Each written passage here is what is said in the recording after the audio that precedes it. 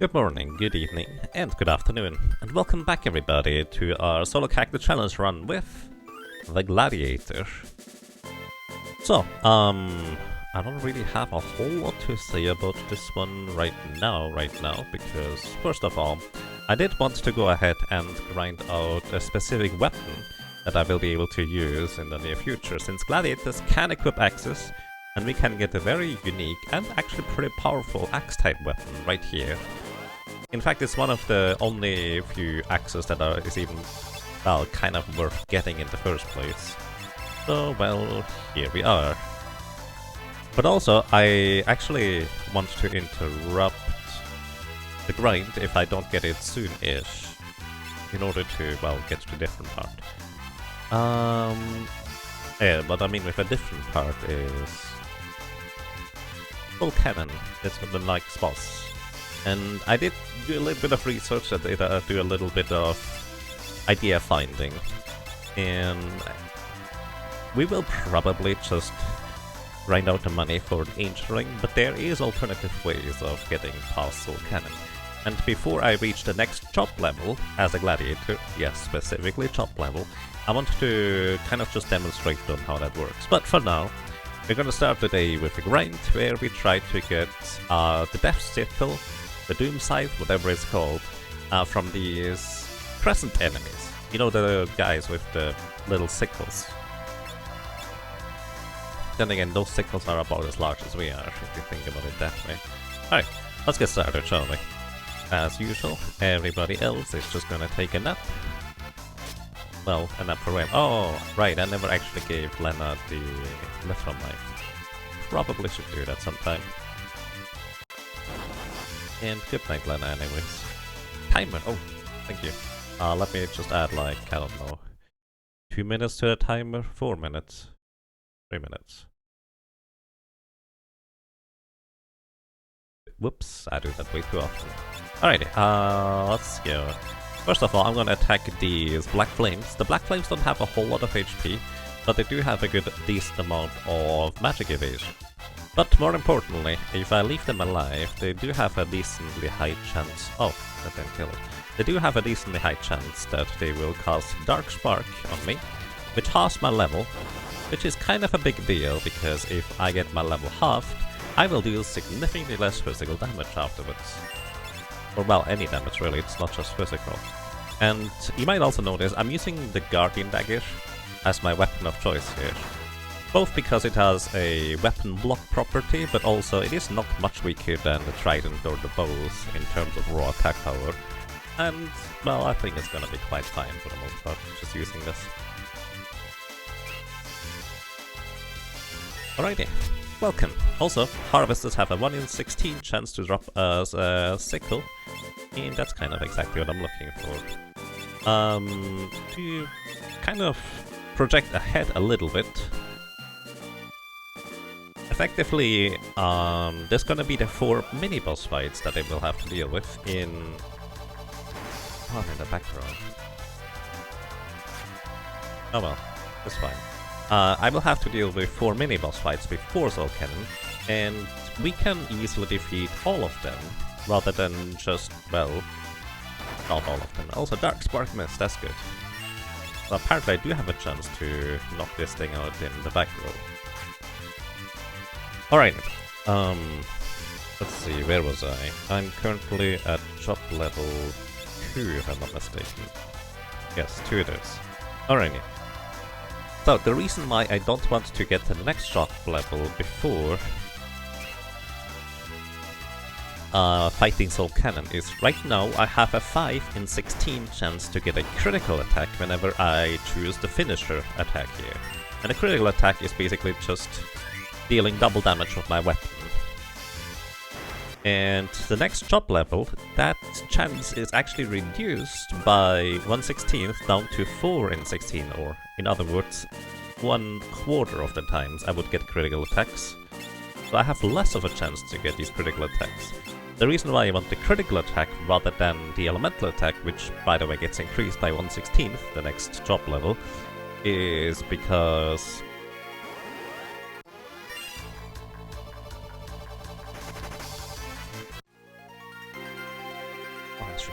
really go into the front row.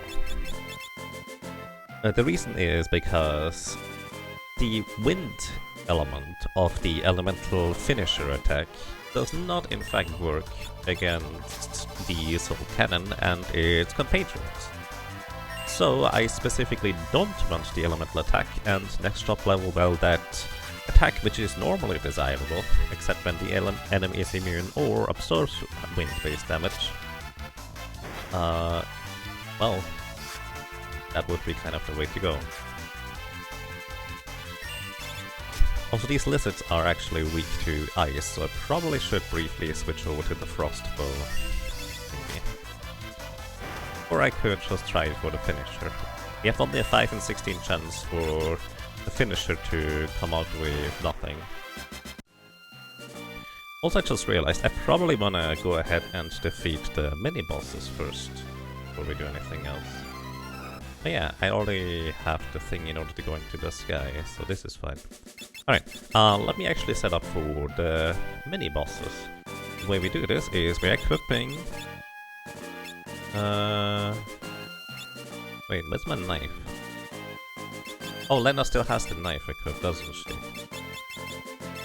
Even more of a reason to give her the mithril dagger instead. Here, we get a mithril knife. And I'm gonna use the knife. So the knife is the literal weakest weapon, attack power-wise, in the entire game. And the reason why that's important is because if I attack myself, I want to deal no damage at all. That's really important in that upcoming section coming up. And as to why, that is gonna be obvious relatively soon. Because, we have effectively a 50-50 chance to either encounter flame guns as enemies that deal a bit of fire-based damage, like 180, 200-ish damage. And we have 4 mini-boss fights, but it's entirely random which ones we get. Or we could get the rocket launchers. Ah, there we go. These are actually the ones I kind of want. So, these rocket launchers, they have 2 attacks. Either missile, which deals 75% of our current health and damage, or they can use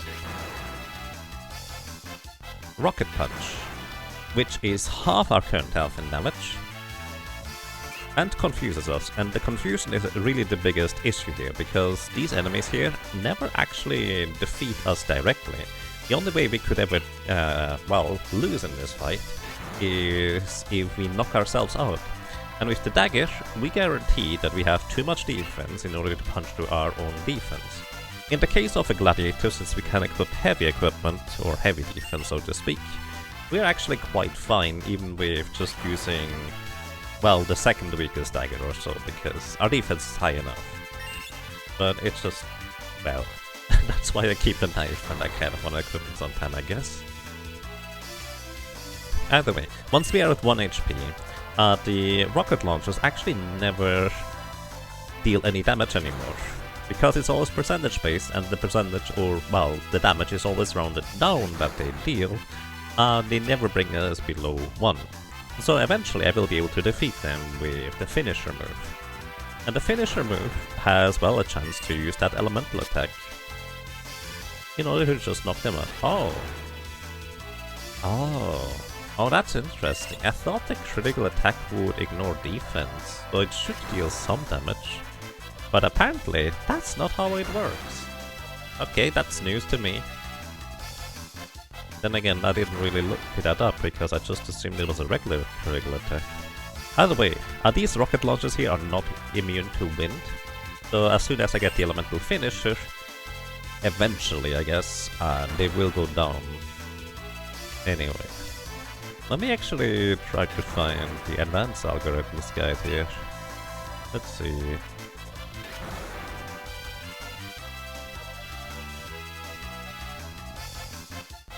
Critical attack.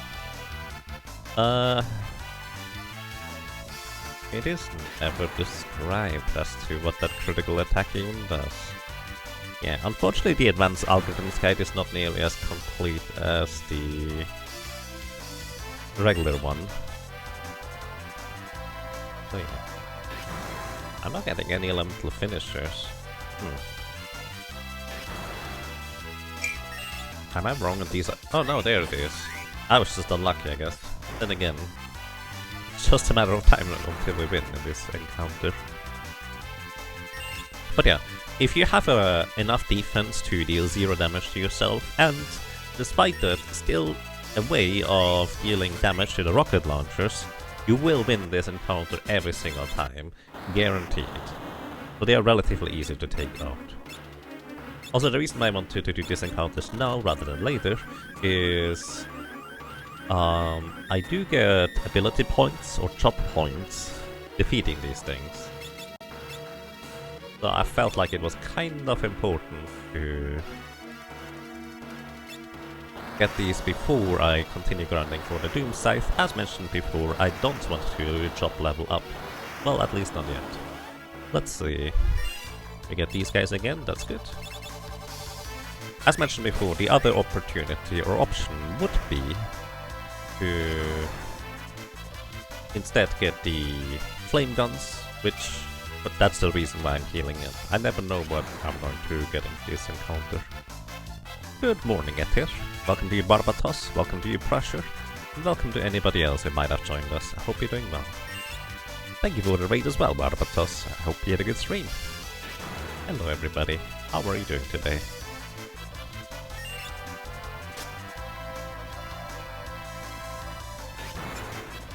So my guess is that the critical hits actually double my damage output, but they do not ignore defense, so the most likely case scenario is that they double the multiplier of my attack portion. The damage formula for Final Fantasy V is relatively simple, in the sense that it's not nearly as complicated as Pokemon, for example.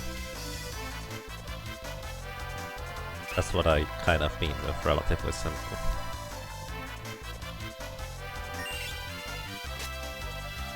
But, yeah, I feel like the critical hit is literally just double the damage. We can actually test that, I suppose. How many criticals? All of them! I mean, the criticals are going to be pretty useful against Soul Cannon if I want to go down for that strategy. So there's that. But I actually calculated my damage output with assuming the enemy had 0 defense. And that's only true if...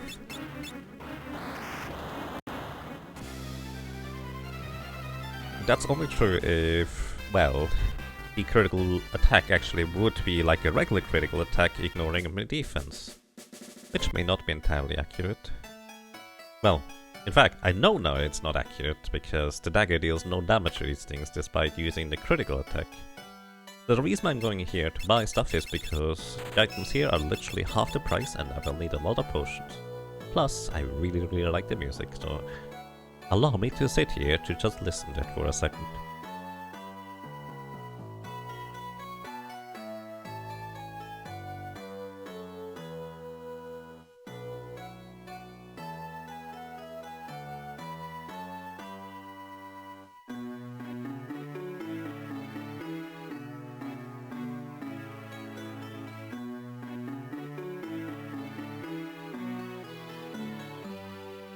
Oh, it turns out the launchers have 0 physical defense anyway, so it doesn't matter that the critical attack does not do a thing. On the other hand, I want to check is present enemies. Do you have any physical defense? You don't.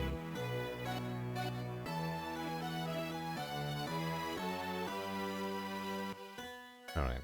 I want to encounter an enemy that has some defense. Just kind of to briefly test my theory, whether it doubles the modifier or something.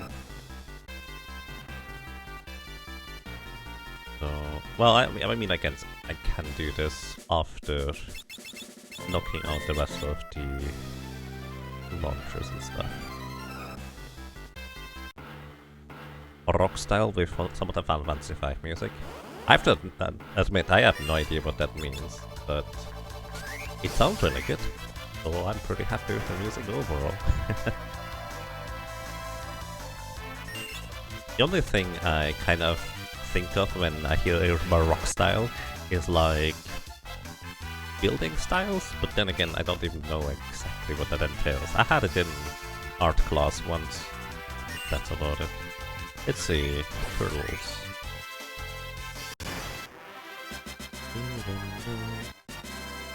Right.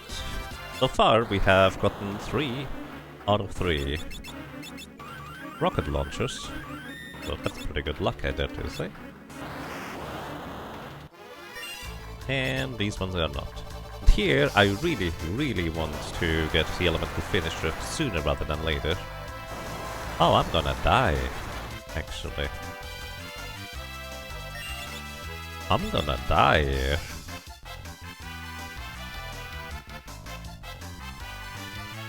If I were to use the Coral Sword from the get-go, my damage output would... or actually the Triton is stronger. My damage output would be about 900 damage. There is still 3 attacks in order to finish these things. So I have to land the finisher right now, otherwise I'm gonna be dead. Probably. Alright, I got 1.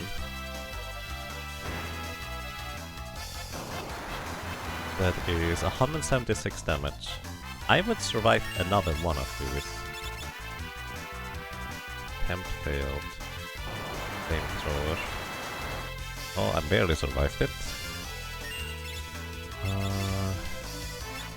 I'm actually gonna unequip the shield briefly just to keep the speed. Well, have 1 more agility, I guess. Didn't I have a high potion somewhere? I do have 1 high potion. High potion are basically as valuable as elixirs almost at this stage. Not quite. But yeah. Alright, finish, please. And there. I'd like to not use elixirs for these things.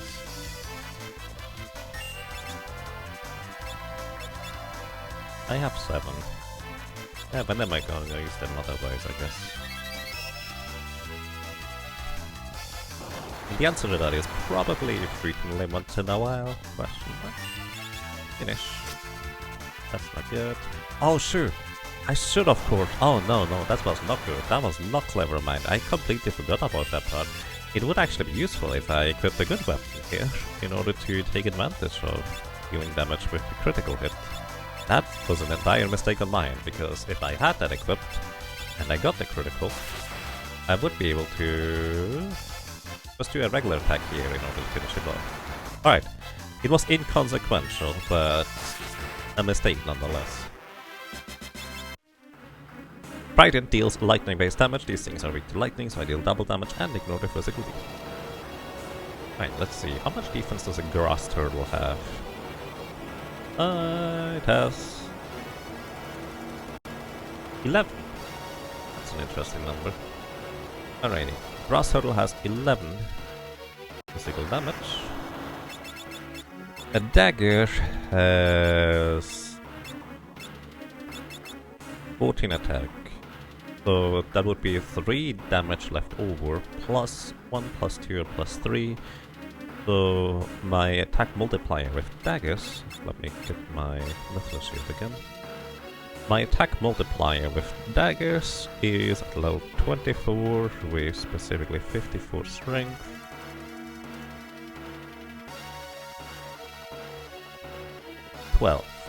So I will deal 3 times 12, 36. Okay, I will deal 36. Or... wait. It is either 3 times... oh yeah.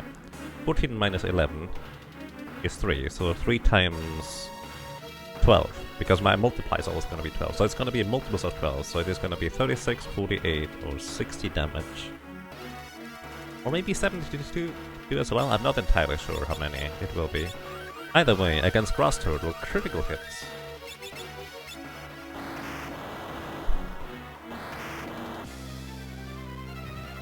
Critical hits are going to be 36, 48, 60 damage. If they do not ignore defense in any capacity, it will be doubled.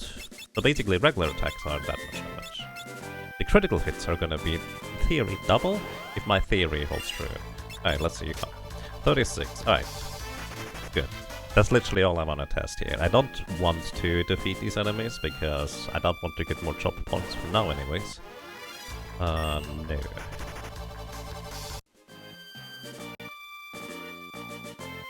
GG. Thank you. Alright, here we go. Critical hit, please. So, if my theory holds true, then it is gonna be 72 or 96 or all the other number. 130. Half of that is 65. Eh? Hang on. 65? I don't have a number to deal 65 damage, do I?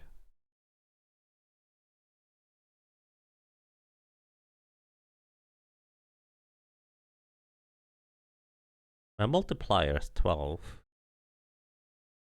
The baseline. This doesn't actually make any sense. So it's actually not using my standard multiplier. Because my standard multiplier is 12. At least with daggers. Oh, there is a random element to the calculation. There is, yes. The thing is, for daggers, basically, if the dagger has 14 attack power, it is going to attack an enemy with 14, 15, 16, or 17 attack power, I think. So those are the 4 possibilities. So you get +0, +1, +2, or +3, if I'm not mistaken. So that's just kind of the baseline attack power. My multiplier is always going to be the same with a dagger, which at level 24, currently my multiplier is 12. So that attack damage is then multiplied by 12. Which is also by 130 damage. Is a bit strange. Assuming, let's say, it's double damage, so that will be 65 left over. 65 divided by 12 does not make a whole lot of sense. Well, 5 times 12 is 65, is 60. Plus 5? So let me actually try and set up a theory. How could we get to 130 damage? So the base attack power of a dagger is 14. And the assumption is that you either get 15, 16, 14, 15, 16, or 17 attack with our attack at random. We don't know which one it is. So let's try to get another critical hit. So let's try to get all the random results here. Hello, welcome to Blood. I hope you're doing well. So I do want to get more critical attacks here. Just to get more data. The assumption is that we also get 3 different possibilities. 104. Alright. We are fine. Glad to hear that. I'm doing quite fine, thank you. 104. No, don't give me the elemental attack. I'm actually gonna run away whenever I get an elemental attack, because I don't want to get the ability points, as mentioned before.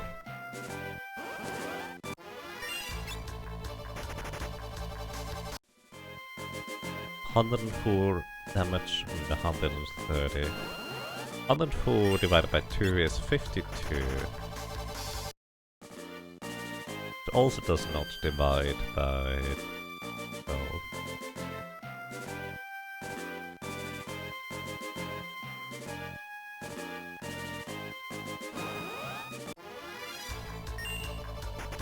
The closest division for 12 is 48.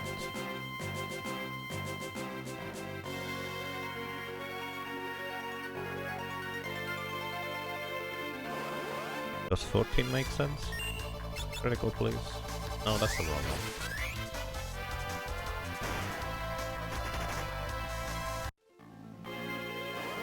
Does 48 make sense?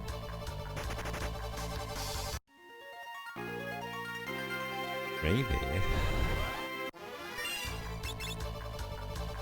No, don't give me one of the attacks, dude. 14 is 14, 28, 42, 56. Wait, actually, that's the wrong number. 56, 70, 84, 98. Yes, Turtle has 11 defense. They will double check the bestiary entry on the Turtle. That's an interesting point. How do I do that? Bestiary is down here.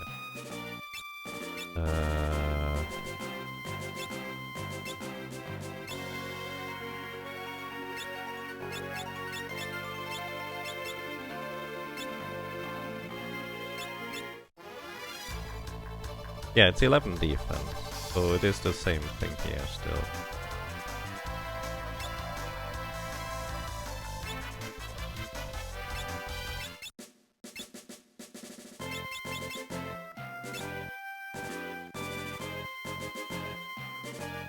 Right, it is 11 defense.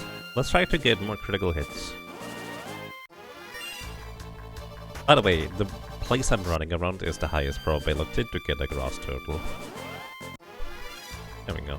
I do need to be not in the back row because I'm pretty sure it gets modified by back row.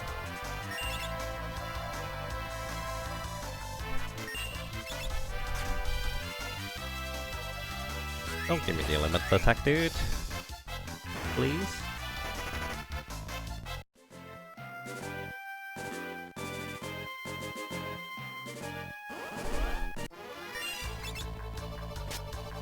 Critical attack 78.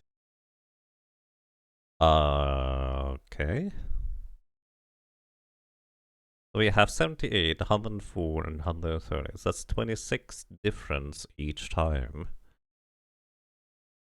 So the next number, or the last number I expect to find is either 62 or 156. Actually, let me check the dagger formula real quick, whether I'm even saying the correct thing here. Because I might be misremembering that it has like 4 different values. Might only be 3. Let's see, dagger.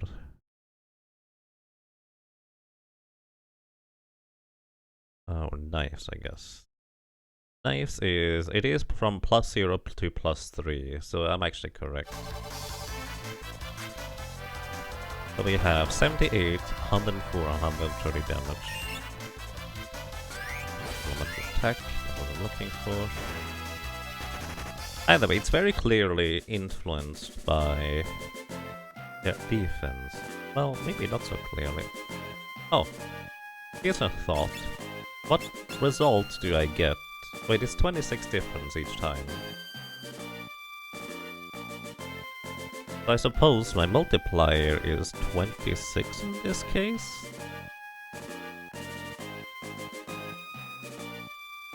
Maybe it's 13 times 2, that's kind of the closest I can even get to that.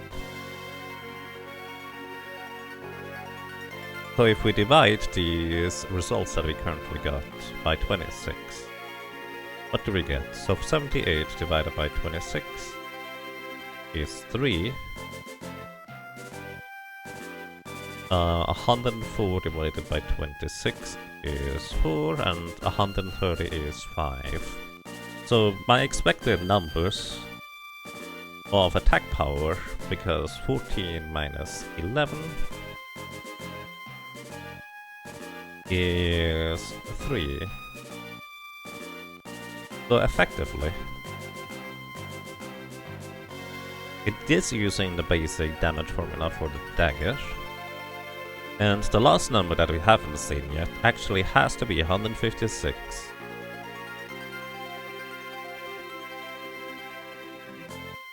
Critical hit seems to be multiply double it in. Actually, that's kind of the confusing part. Not quite. It needs to add +1 and then double it. Because my multiplier right now is 12, not 13. So the assumption is a critical hit, adds +1 to the multiplier and then doubles it.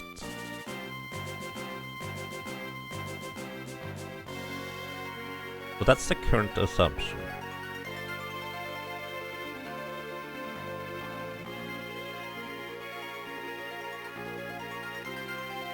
So let's see, if I were to equip a sword, my attack multiplier at level 24 is... Wait, why is it still 12? Oh! Oh no, I'm a dingus. Oh no, I am not smart. Wait. Wait, what? Hang on, that doesn't... No, yeah, no, actually, I'm not smart, guys. I'm not smart. Now it makes sense. So in my calculator, because I was calculating damage from spears, which is the same as swords for the damage formula, I had sword selected in my drop-down menu. And by default, I just always assume I have dagger selected, which I didn't in this case. So the problem was, I actually have an attack multiplier of 13. So my regular damage should be a multiple of 13. So it is correct. It makes sense. So it is actually just doubling our multiplier, and that's it. Or, in short, it just doubles our damage. Flat out. But it does not ignore defense. Good. That's kind of all I wanted to test, honestly.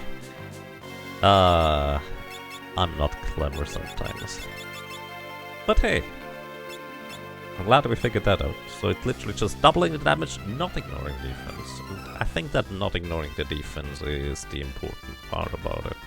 Because that's kind of what the question was, whether it's like a flat multiplication, or whether it is like something more involved. But it looks like it's a flat multiplication. Alright, let's try to get our Crescent X here, or Doom X, or whatever you want to call it. Ooh, that's my favorite encounter right here. Let's use the finisher, because with a finisher I have currently only a 5 in 16 chance to fail. So either elemental attack or the critical hit is going to finish these things off. And Jerson, thank you. Thank you so much for subscribing with Prime Gaming. Welcome back. And I'm glad you enjoy your stay. For 11 months. That's almost 2 years. Wait, that's almost 1 year. Might as well be 2. You're going into the second one, it looks like. Thank you so much. Welcome back, and I'm glad you enjoy your stay. I hope you're doing well. Alrighty, so we have a 1 in 16 chance to get the Doom Axe drop from these Crescent enemies, so yeah, that's our ticket, so to speak. Oh, actually, there was one thing I didn't consider. Right, I'm actually specifically going to only fight the encounters with 2 Crescent enemies, just to maximize the chance per encounter to get a Crescent Axe. Also, I'm too lazy to switch between actually equipping a Frost Bow rather than not. Right, something else I just realized I probably should calculate is Axe. What is the Doom Axe in terms of attack power?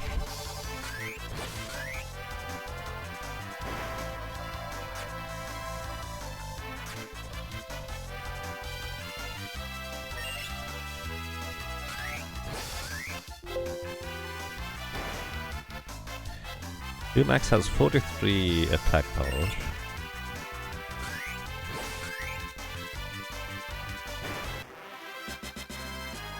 Oh, there it is. Staff Sickle. Nice. Got it already. All convenient. I can equip this, right? Yeah, I can. Alright. 43 attack power, so at level 24 my current damage range is from 252 damage up to 768. Oof. I was kind of hoping that might be slightly more than that. But yeah, my best shot is to just go for critical hit anyways.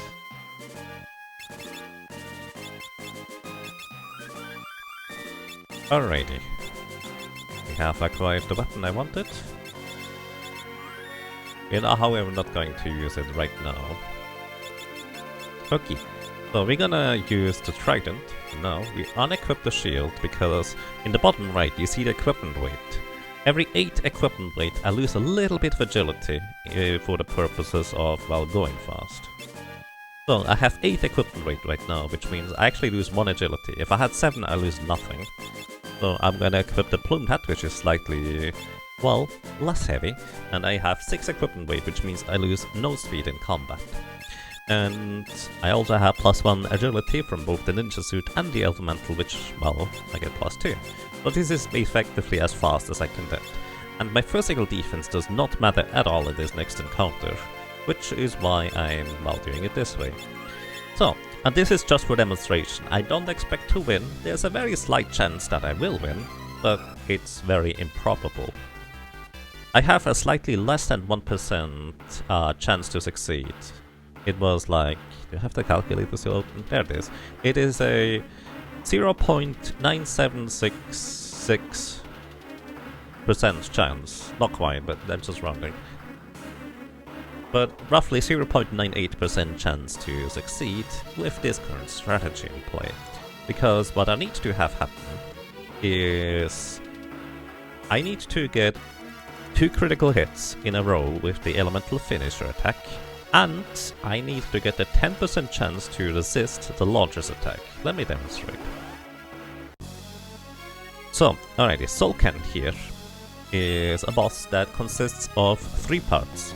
The first part is the main cannon, which has 12,500 HP for our purposes, and it's immune to wind damage. Which is why, once again, But's Gladiator has it significantly more difficult than Ferris. In fact, maybe I should just do a level 1 Ferris, or level 3 Ferris, I guess, attempt against Soul Cannon, because that should be reasonably doable, actually, funnily enough. Kind of like Biblos, Ferris at level 3 would be better than But's at level 24. Either way, that's besides the point.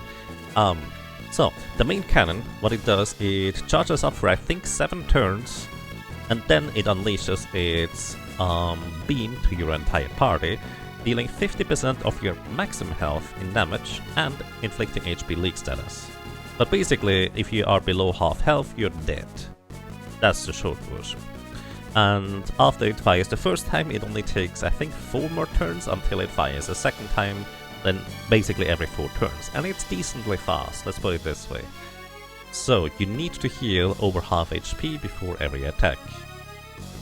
So, because it has 12,500 HP, you're not likely to defeat this thing particularly fast. However, there's another problem in this encounter here. And the problem is in its back. On its back there are 2 launchers. The 2 launchers are, well, each have 800 HP. So I only deal about 400 and some change damage with a regular attack, so I do not one-shot them. I need the critical attack from the finisher move, which at our current chop level is a 5 in 16 chance. If I had one more chop level, by the way, I only would have a 4 in 16 chance, as in 1 in 4 chance to get the critical attack. In fact, if I had one less chop level, I had a 6 in 16 chance, so making my probability of success slightly above 1%. Either way, the reason why it's important to knock these launchers out as quick as possible is they attack with their only attack that is just, well, their regular attack. And their regular attack has a chance to hit. That chance to hit is baseline 100% because they're way higher level than me, but I have the plumed hat equipped and the elf cape combined that gives me 10% magic evasion. And it is kind of as simple as it sounds, I have a 10% chance to resist the attack. Not particularly good odds, so 1 in 10 times I do not get hit by their attacks.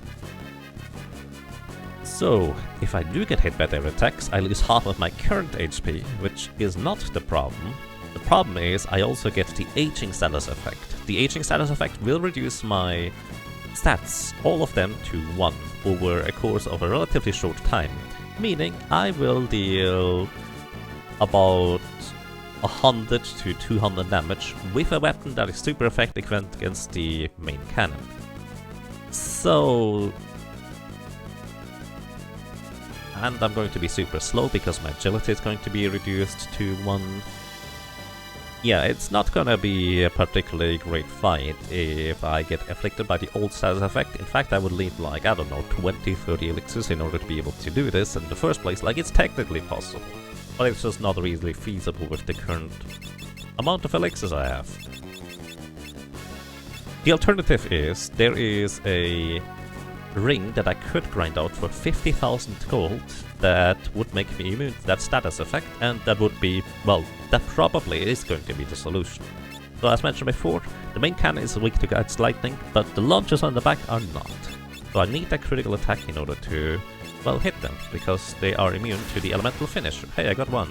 Now, defeating one of these launchers, I have a 10% chance to resist the next launcher's attack, so it's not gonna hit me with its move right here, which it did. And now, I would need to land a second critical hit, which I surprisingly did, I guess. And here, this would be the setup.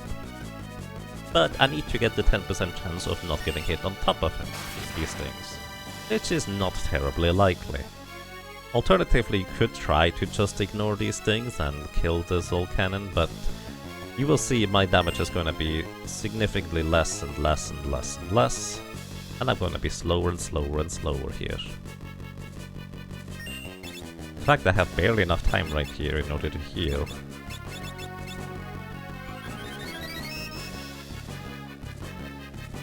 Does this end with an angel ring, or do I have a secret plan? Honestly, it probably ends with an angel ring. I do have only very slight odds in order to defeat this thing without one. It's technically possible, but real-time wise, it's almost certainly gonna be faster to just get the rest of the money I would need. 312 damage. That's double my damage. And I didn't deal enough damage, so yeah. This is not gonna happen. Not in this attempt anyways, it technically could have. We did get 2 critical hits in a row, which... pretty good luck already. But then we also needed to have the 10% chance of not getting hit by the thing. So yeah. This would be one option. The other option, which I kind of think is funny, is we could just ask fairies for help. Kind of like we did against Biblos, remember? So what I'm gonna do, just for fun, and kind of like before, I'm not gonna keep this because I feel like the spirit of the challenge is to just do it with butts anyways. I'm just gonna try and see how long it takes me to do this. And kind of like before, I'm not going to count these against the total death count. I just think it would be funny. Alright. I'm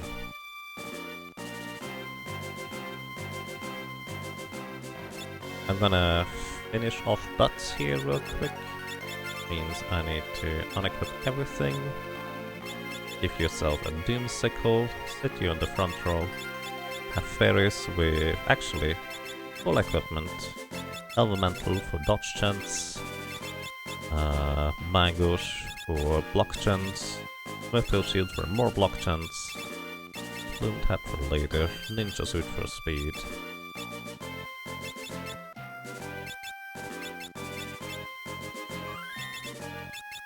Save on a separate save file. This one here where we already did the same thing with Biblos. I just want to see how long it would take me with specifically Ferris, because all she needs to do is just land 2 finishers. And it would still technically be a solo challenge.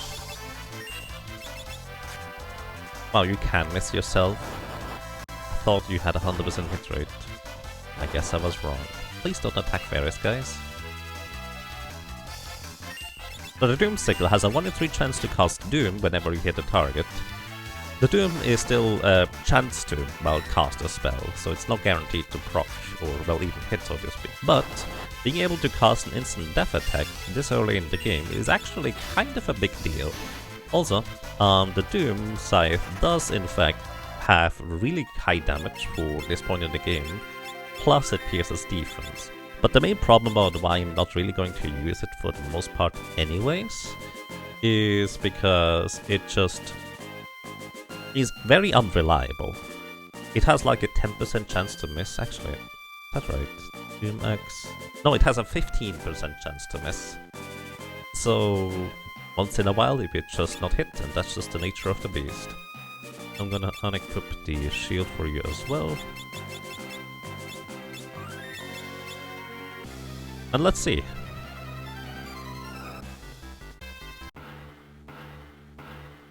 Basically, I was kind of internally debating whether I would want to keep this encounter fight with just fairies or not.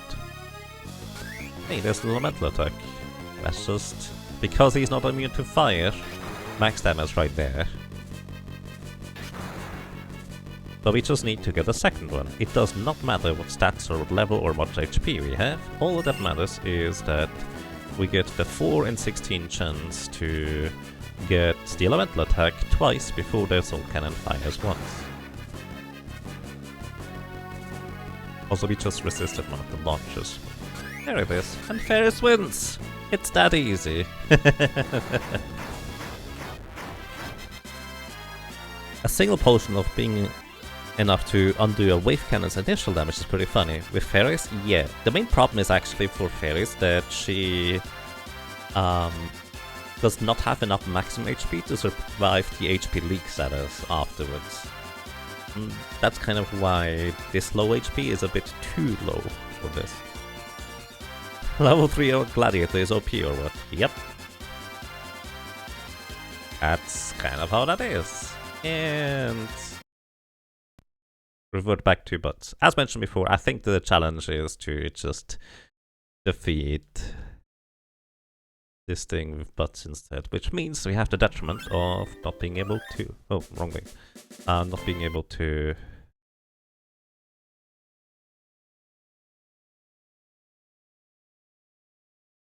use the other characters. Then again, technically in the solo white mage challenge, I did level 2 white mages individually, every time solo, but yeah. So, as mentioned before, we have a slightly, well, rounding it, it's just about a 1% chance to succeed with bots with our strategy. Not great, but I've had worse odds. But then again, there's not really much of a reason to just do this, because, well, I might as well just grind out the rest of the money. I do currently not have that much maximum HP at level 24 for being a solo character, so chances would be that I would get overwhelmed by damage soon-ish. Especially considering that the Boroboros are going to come up soon as well, which I actually don't really have a method for yet. So just getting the money here, which is the most efficient place to get the money, and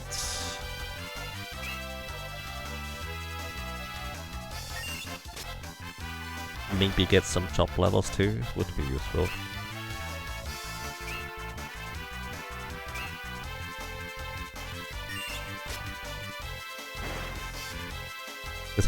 This boss has to be a challenge for like every solo run, you'd imagine.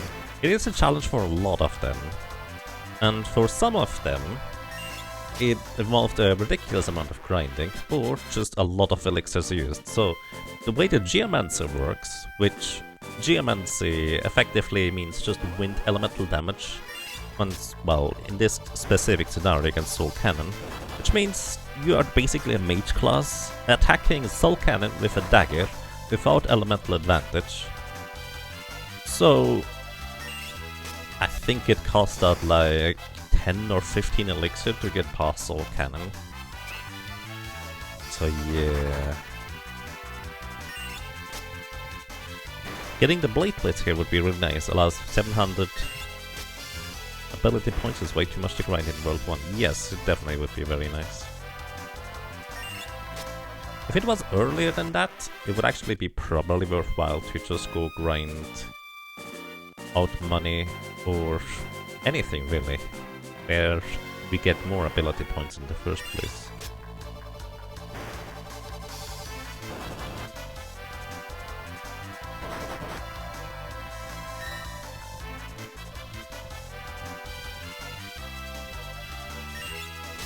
I'm actually kind of curious real quick, so we need 2 critical hits. If I had chop level 0 or 1, the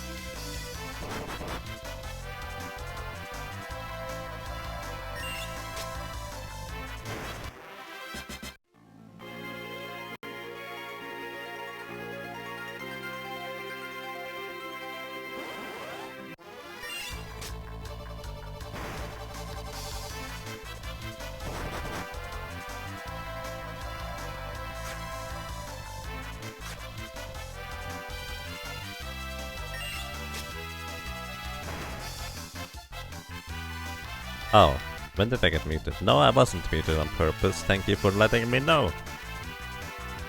I need an annoying button that lights in my face whenever I'm muted.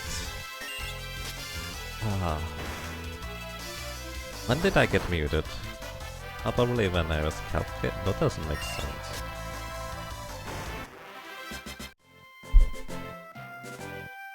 What's the last thing you heard? I was just rambling on that we have like a 1.4% chance if I was one job level lower in order to succeed against Soul Cannon with the resist strategy and just one-shotting each launcher. Technically slightly more than that, but no.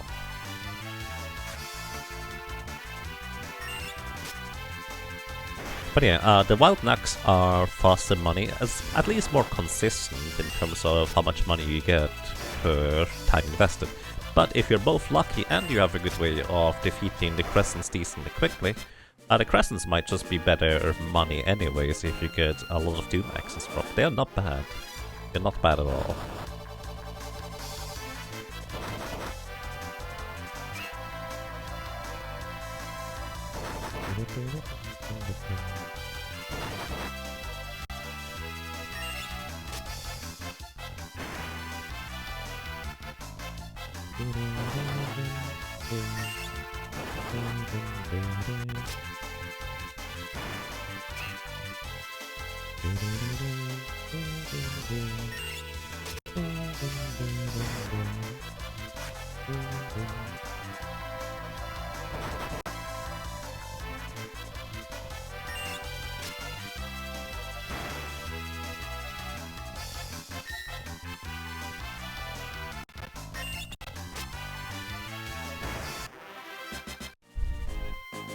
But yeah, welcome to a nice and comfy grind where we just lean back, relax, and, well, we will eventually arrive. On the bright side, I don't really need to worry about grinding out the flame ring, because I'm probably just gonna get the flame shield instead. And we get an Aegis shield later.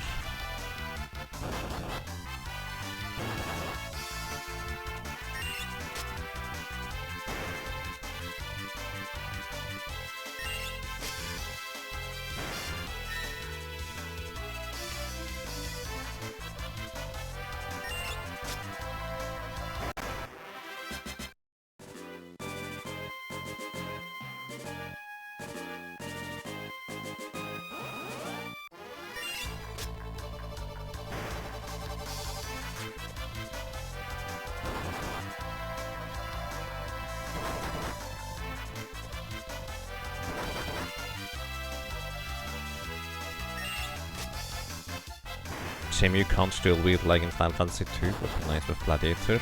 Well, I mean, technically we can, but it's just a feature of the ninja class. Which I assume you know that. But yeah, dual wielding would be nice.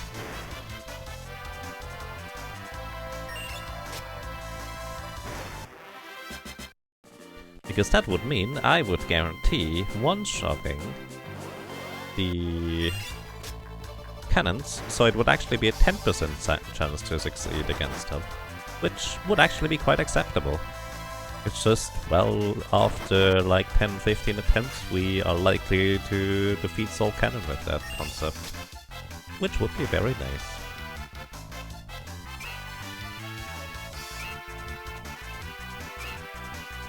Oh wait, you said dual shield, not dual wield. I completely misread that.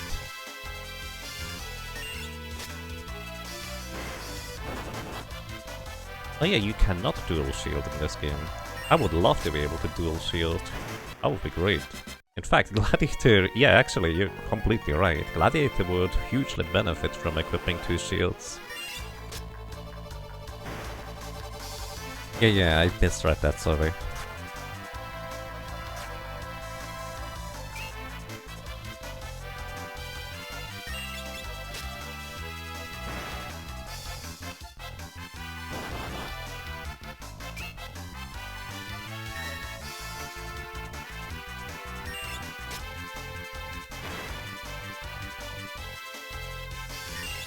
Yeah, the only other game I don't know, or that I've played myself, actually I've never played Final Fantasy 2, so the only game I've played that allows to equip 2 shields is Phantasy Star 4.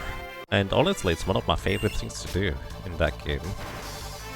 Because why give your wizard a weapon that doesn't do anything for them anyways? If you can't just give them 2 shields, it's way better. It actually makes them survive quite a bit compared to before when they, well, didn't. I was actually super happy to figure out in my casual playthrough of that game that, hey, I can just equip 2 shields. Can equip it in the Final Fantasy 3 as well? Interesting. Yeah. I have never played Final Fantasy 2, 3. Probably should do that eventually. I have never beaten 7. I've actually only played like, I don't know, a tenth of the game probably.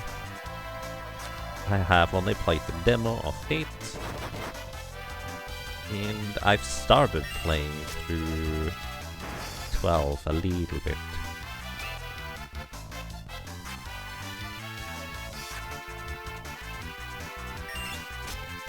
Vikings with double shields at the highest defense of the game. There's Vikings in the game? Nice.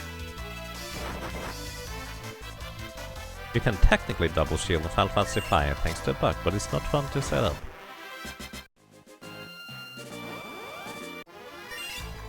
I see, that's kind of neat. I have to admit I never really looked into the glitchy side of Final Fantasy 5 aside from just, well, watching somebody do some stuff and saying, oh, that's neat. I suppose only on the minor stuff, like equipment carryover, I suppose is technically unintended. As well as killing enemies with HP leak, so it skips their script or a counter.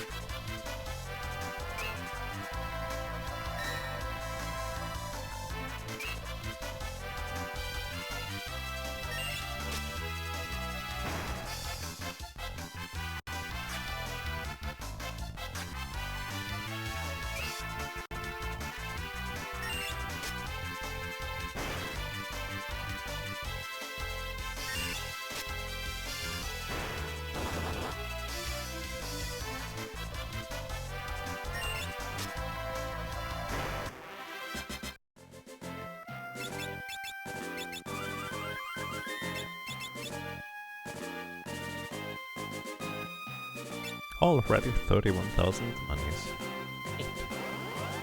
Yeah, by the way, another advantage of grinding against crescents is you also get a lot more experience for it. So that's kind of neat. However, I'm kind of trying to see how low level I can be as a gladiator, so I'm just grinding it out on the wolves anyways.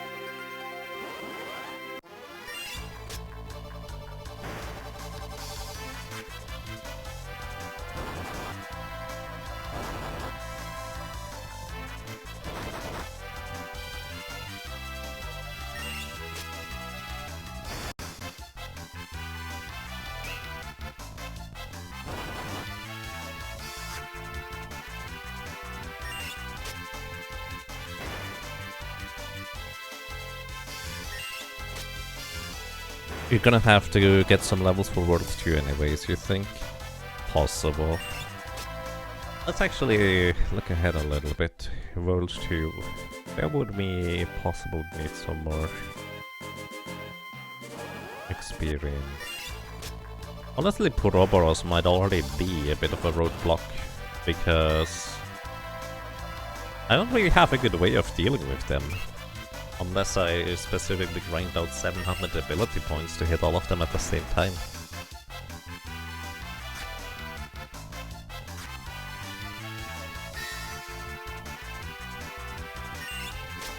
So yeah, I'm not entirely sure how to deal with Puroboros. Because one of the strategies is to just have a bit more than 1500 HP to survive a full blast of a Puroboros.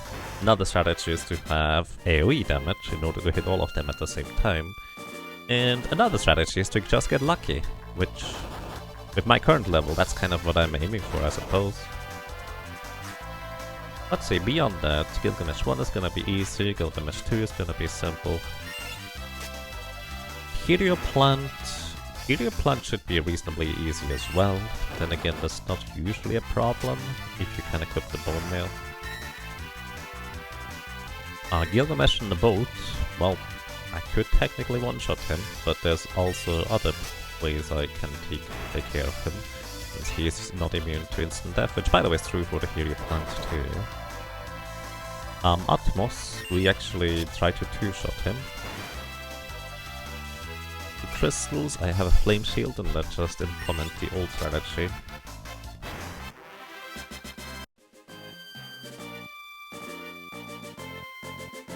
I believe the HP I need is going to be a bottleneck for the Gladiator.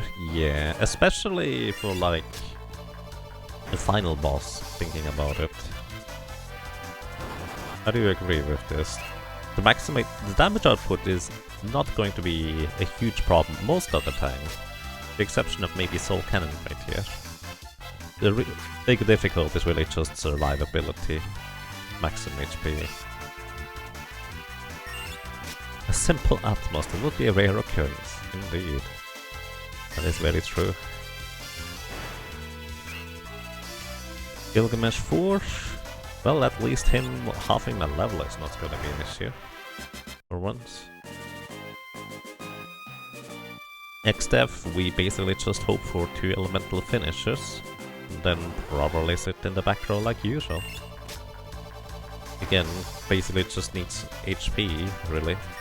I might even go with trying to get myself Minute to have more physical block gens. Kind of like I did with Mime as well.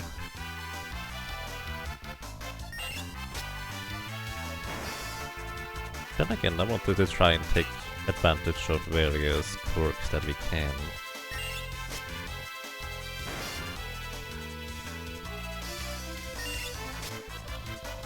It's gonna be a little bit awkward in a lot of cases. Antline, you literally just one-shot it. Or actually, we can hold it, we can blind it, and we can put it to sleep. That's gonna be great. Wait. If I put stuff to sleep, my elemental finishes are going to... I wonder whether the finisher attack actually wakes up enemies that are asleep. My guess would be no. Gargoyles, we can put them to sleep and or one-shot them. Erugine we can put to sleep. And I'm not sure what else. We'll see, I suppose. It actually might even be that the multi-attack does not wake up enemies either. And then we're there anyways. Yeah, you're definitely correct. The bottleneck is gonna be maximum HP. That is definitely true. So there's actually going to be another thing inside the Ronka ruins that I want to get. And that something is gonna be the Darkness Bow. Because we can, as a matter of fact, blind certain enemies. The Darkness Bow is gonna help us with that.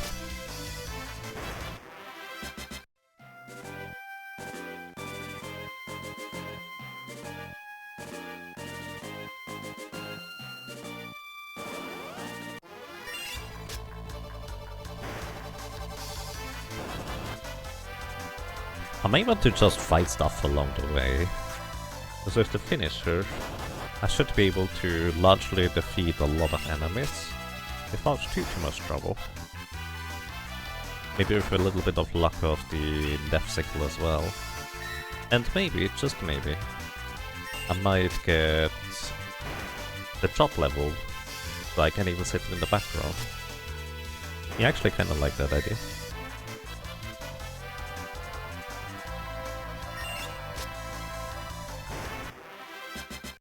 We basically arrive at the bosses at whatever level. Usually in most episodes job class challenge runs, I want to reach a specific level in order to have, well, reach another or a new threshold of multipliers or attack power.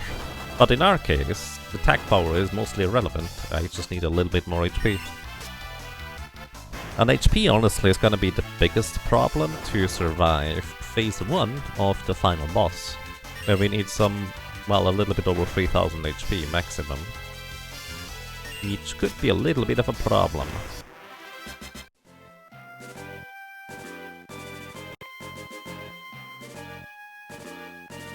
Oh. Random question. The magic part of Neo X Death.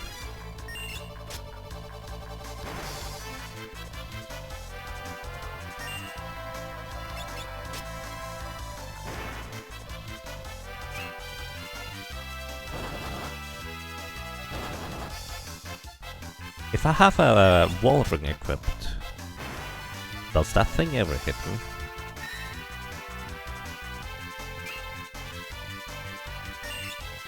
It does have physical attacks, I know that.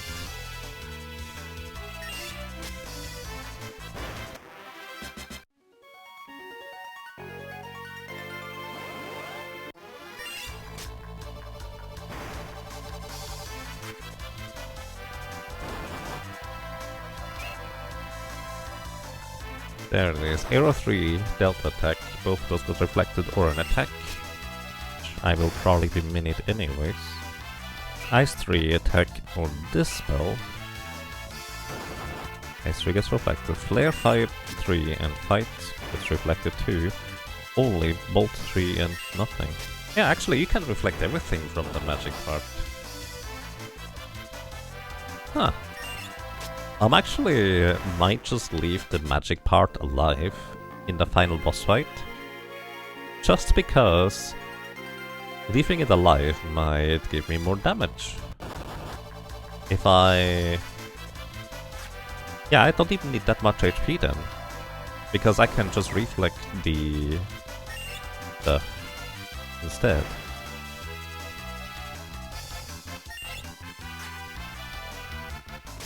Okay, I have a plan for the final boss fight now.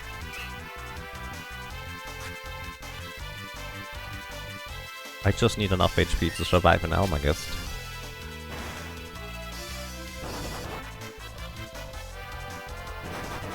It's something different if it does if it's the last part. No, it basically does the same thing like all the other parts for the most part. But it's more of a concept that I can just use the reflections of it in order to possibly just one-shot the Almagest part. And I think it would be fun, instead of having the Hermes sandals, like every other class, having a reflect ring for once. The only downside would be trying to get past the first phase, where the Doom Clock will be more of an issue. And the meteor will be more of an issue. But then again, you have a really high chance to deal a lot of damage.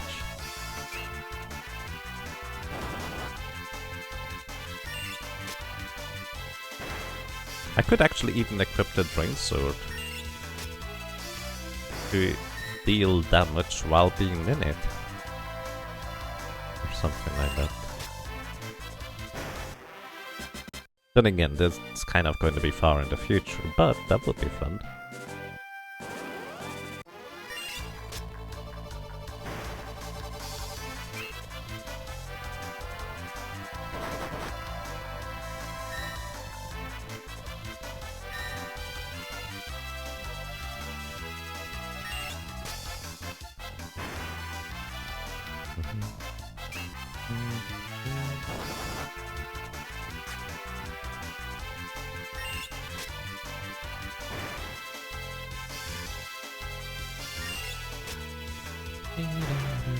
So yeah, I think 1800 HP would be sufficient to beat the game with. And as a Gladiator with really high vitality, we should reach that relatively soon. Oh, the elemental attack is not gonna drain HP, but I will also once in a while get the critical attack. I was just kind of wondering whether that would actually work with a drain sword. Because the drain sword is technically based on magic power, so it's not gonna deal much damage regardless of what I do. Plus it still has like that 75% chance to miss that is not negated by the finish remove, I think? I actually don't know. Either way, it's still going to be more damage than getting a critical while being minute with any other weapon. Is kind of my point. Either way, test in advance, that's a fair point. I do approve.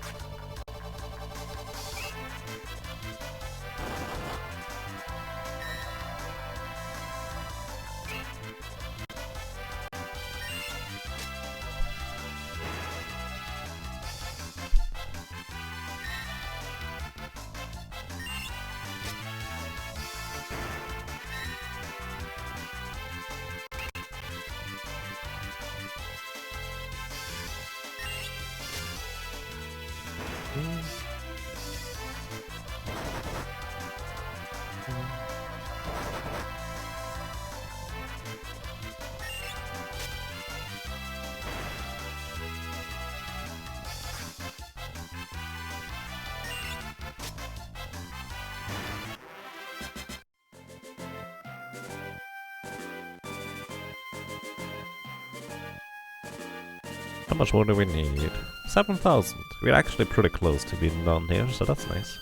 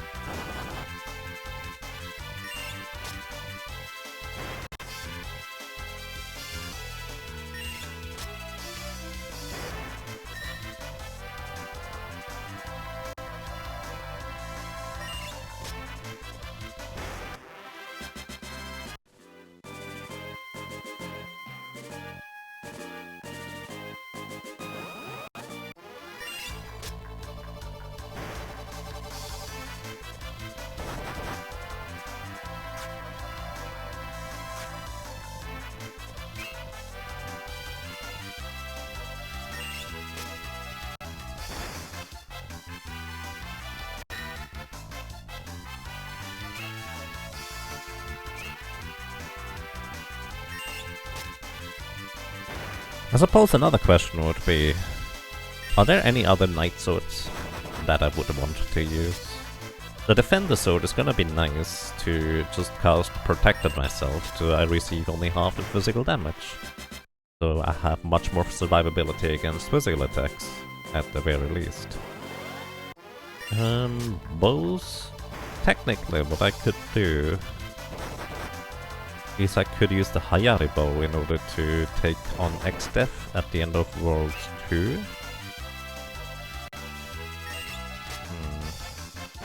Could be interesting.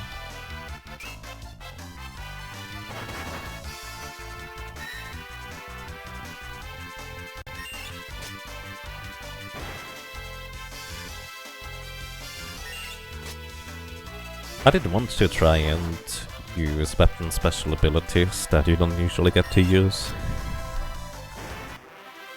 But at the same time, the Hayari bow would make it significantly more difficult than just using the finisher, which, well...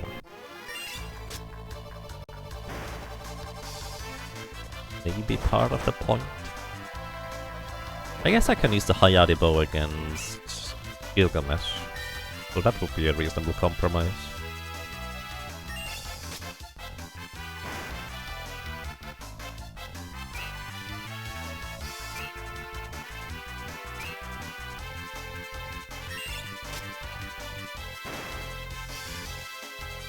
Beyond that, if long reach, there's not really much of a reason to use another bow, I guess.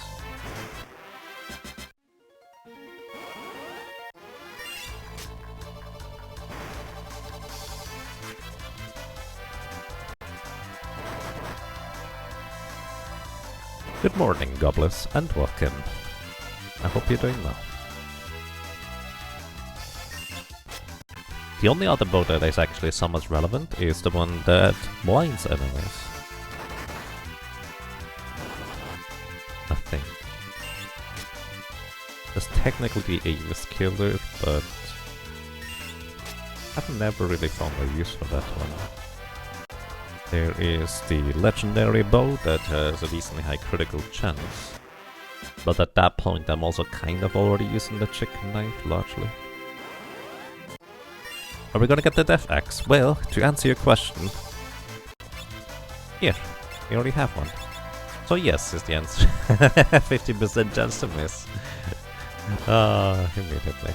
It's a really nice weapon. I will be using it on Gilgamesh on the boat and probably the Hiryu plant as well. So we actually get an opportunity to use that thing for once. Or twice, I guess. Technically the Berserker used that weapon for... actually pretty much the entirety of World 2, didn't they? And some more.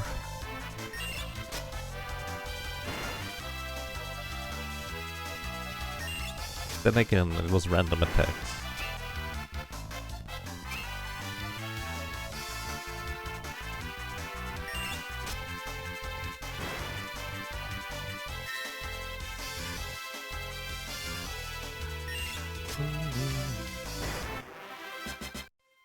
How much more? Just about 3000 gold. And what level are we? 26, so we gained 2 levels so far. Might be a little bit more soon, who knows.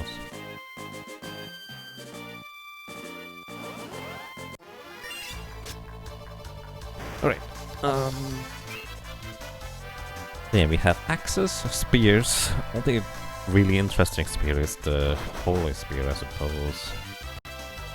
Which... the Holy Spear might actually find use against Necrophobe. Well, it would find use against Necrophobe, but against Necrophobe I will probably just want to...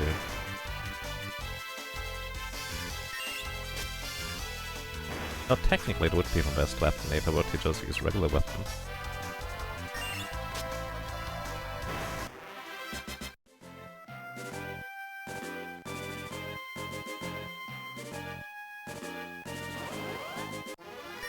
Yeah, spears. Aside from the trident, I'm actually going to be using against Soul Cannon here. Not terribly useful, unfortunately. Then again, it's actually kind of nice to be able to use it against Soul Cannon.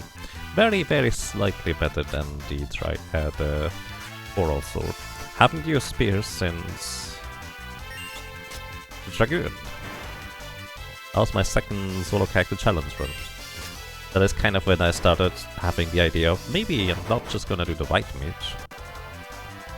No, that's been a while. Hey, we gained level 27, so it was actually 3 levels.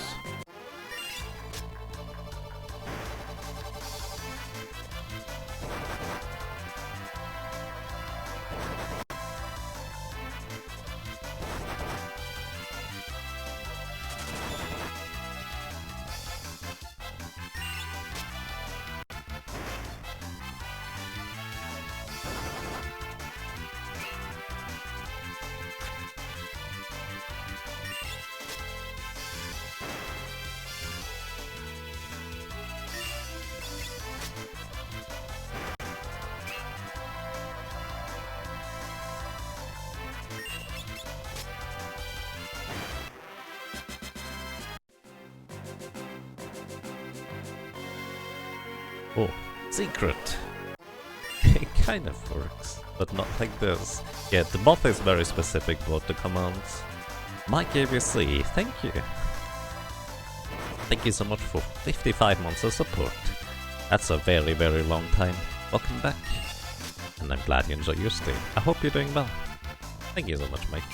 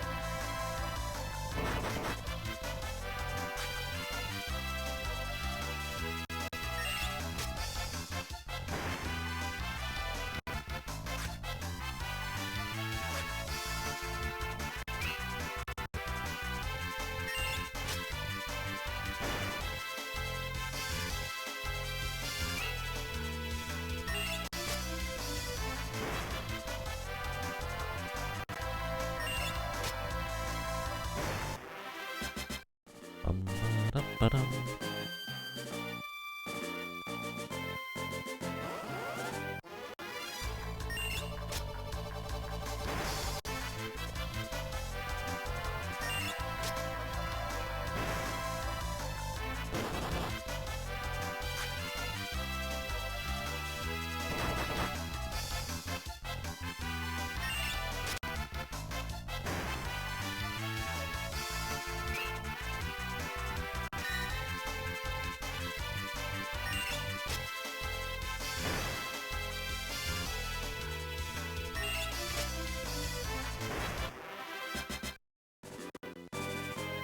How far are we?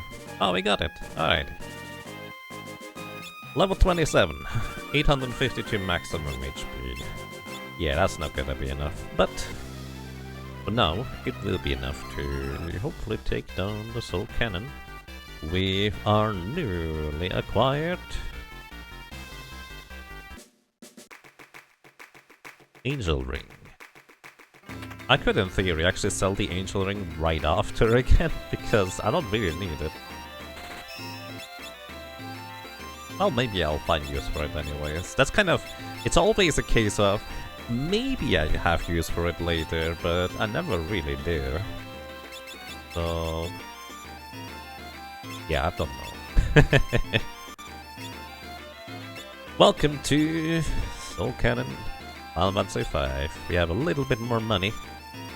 Actually, thinking about it, I may want to just stock up on potion.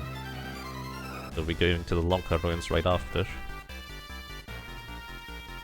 But I don't have that much money. Let's see. 20 gold for each potion, we have 1,000, that's 50 potions. Probably sufficient to fill up my potions. Verified by Wikipedia. That's a weird statistic. Welcome to End Beyond Chaos. I hope you have a nice day, and thank you. Alrighty. Also, good music. It's obligatory to sit here and listen to it.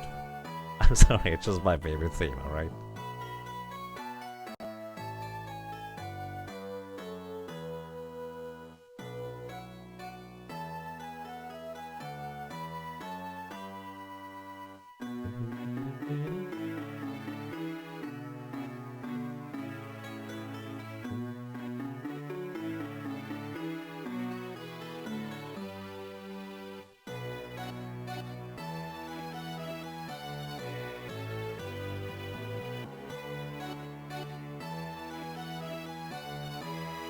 Equip weight is still 8. It is. Oh yeah, Mithril helmet. That's the problem. Thank you. Good catch.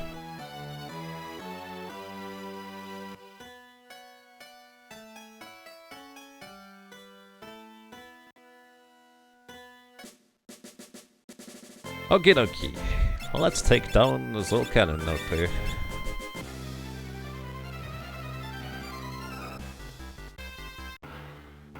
Once again, welcome to Soul Cannon, everybody. The reason why we grinded out an Angel Ring is because the launchers on its back deal 50% of our current health and damage, and on top of that, and that's kind of the bigger problem about them, they are, well, basically the maximum we would have to resist that attack is 10%, which is really not good.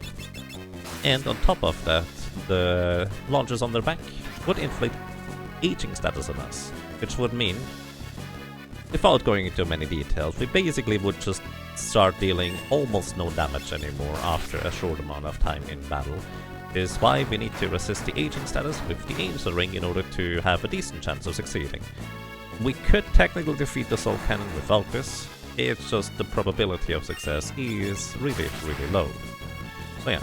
Also, we will need to heal up above 50% of our current, or well, our maximum HP actually, in order to be able to survive the Soul Cannon hitting us with its, well, attack, so to speak. So this means I will need to heal effectively to full before it gets its next turn after the 128% capacity. So this means my only real means of doing so is using an elixir. I don't really have any other means of healing efficiently. So this is as good as it gets. And it fires away. Wave cannon. Alright, now, the Soul Cannon itself is weak to lightning, and the Trident weapon is, well, lightning element, so at least we have that going for us.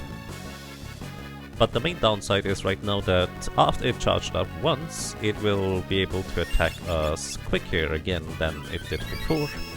So this means I will need, well, elixirs more frequently than for the first attack. But it's also kind of convenient, I guess, because it allows me to take care of the launchers first, so they don't suddenly get in an attack just before the main cannon that hits us. Yeah.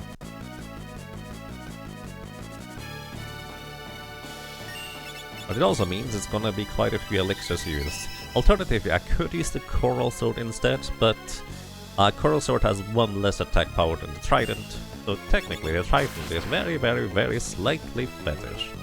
It probably doesn't make a difference in how many attacks I need. I say probably because I didn't actually calculate the average. All I know is I need 6 more successful attacks in order to defeat this guy, which means I need to probably heal at least once more. And as we were able to potentially see previously, if we had Ferris as our Gladiator instead, she could actually just use 2 elemental finisher attacks and defeat the Soul Cannon very, very easily. In fact, I did that first try, it's just kind of for fun. Then back to bets because I felt like this was more in the spirit of the challenge. Here we are. Hey Hoppy, welcome. How are you doing today? I need 4 more attacks in order to defeat this guy. Doubt I'm gonna get 4 more attacks in before it fires again. I'm not sure. Probably not. I need to heal, I think. You're good? That's nice. Yeah, we have very few elixirs remaining. In fact, I may want to grind out some more elixirs before going further into the longer ruins. Maybe. It might also be just fine, really. I'm not entirely sure.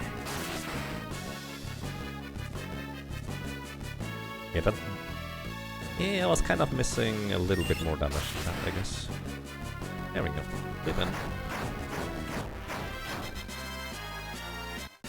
We get 2 high potions worth of trouble. There's gonna be, I think, 1 more elixir and 1 more high potion inside the Lonka ruins. And those might just be sufficient to take on Archeo Avis. But yeah, successful defeat again. I'm gonna equip the Death Sickle here, because I might just fight a bunch of things inside the Lonka ruins. Go back to the Elemental for speed. Get the shield, because now Insight is gonna be relevant to block attacks, and we move on. So kind of as... who was it? I'm sorry, I forgot who it was. Somebody pointed out earlier. Our main bottleneck for this run is actually maximum HP. A Gladiator has really good maximum HP growth, but that doesn't change that, well, we just need more of it in order to be reasonably successful at defeating the enemies. Or the bosses more specifically, especially the ones that are really not set up for solo character challenge runs. So that means I'm gonna probably just want to fight a few enemies along the way, and in this case specifically, more importantly in my opinion, I want to actually get a rare drop from the Enchanted Fans. I know it's a bow, I forget which bow it is to be completely honest, so I'm gonna use the finisher. Wait. Right, I'm not gonna use the finisher. They also heal from that. Another reason why not to use buds. So they attack us with the wind, level 2 attack. Yeah, it's a nice heal. And I will probably just alternate between using the Magouche and Death Sickle as my weapon. Death Sickle to have a chance to one-shot them, Magouche because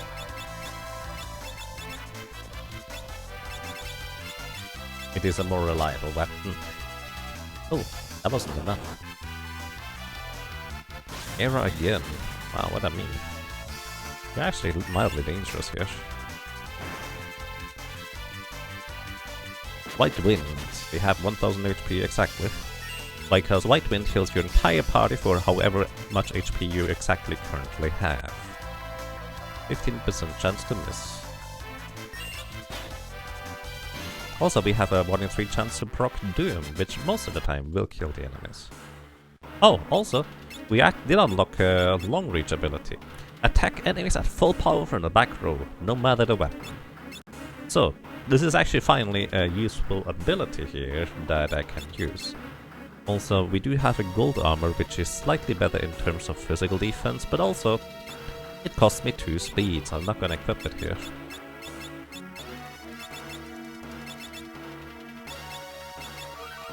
Yeah, I don't, as I said, I remember the wind fan thing is actually dropping a weapon. I don't remember which one it was. Okay, this is where we switch over to the Magouche. Left-handed weapon.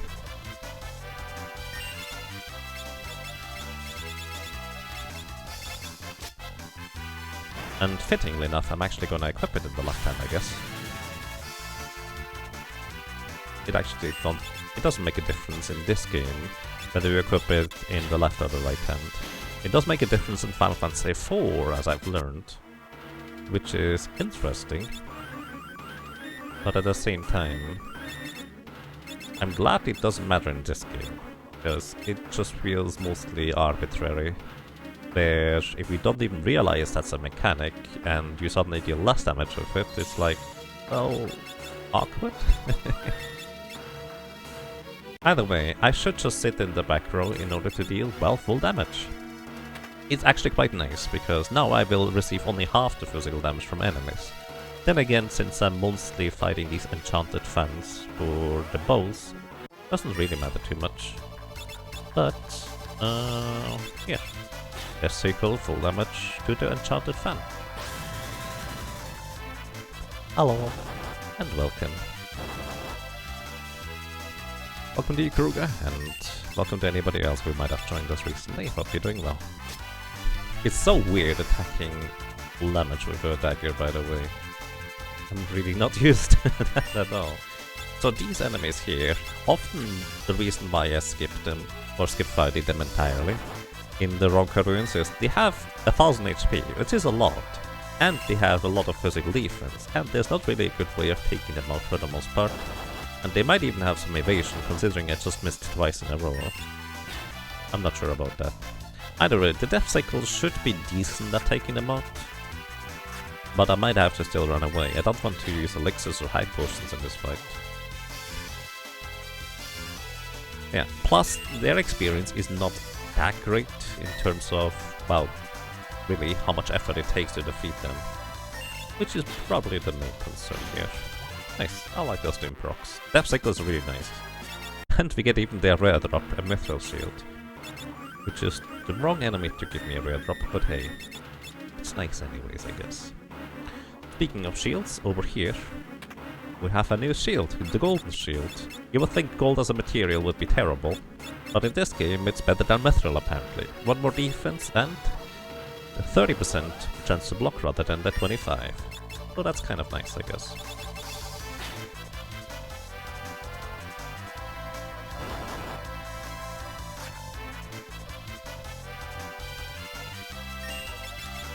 We have spent ages staring at this enemy, trying to figure out what it is. The enchanted fan. Yeah, it's a bit weird. It's like a creature strapped to the front of a wheel or something like that. At least that's kind of how I visually interpret it. It is really strange. Yeah, the death cycle is super variable damage, has a chance to miss. So it is anything but reliable, but it is most certainly still better than the Guardian Dagger, because these guys have a lot of defense, and, well, axes just pierce defense, so hooray for axes, I guess. It just would be nice if they wouldn't miss as frequently. Let's actually see, Ronka Knight. How much evasion do you have? Because you must have evasion, right? I'm not just getting that unlucky with the 15%. Yep, they have 20% physical evasion. So I guess 1 in 3 attacks are just gonna miss. So that means that's kind of the expected number here, we're saying. Probably. Probably.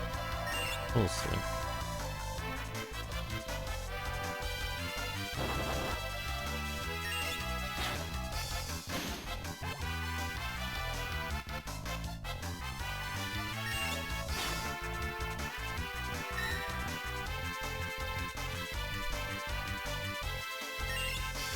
How do these guys absorb wind? Wouldn't the finisher be better? Actually a good point. Did you not absorb wind? In fact, the Geomancer is one of the very few classes who has a good opportunity grinding in the longer ruins, because aside from the enchanted fence, nothing really is, well, that strong against wind. So yeah, I think I should just use the finisher. You're correct. That does make more sense. Unless we fail the attempt, which is our chop level currently a 5 and 6 chance to fail. Ouch. Did you just not do that?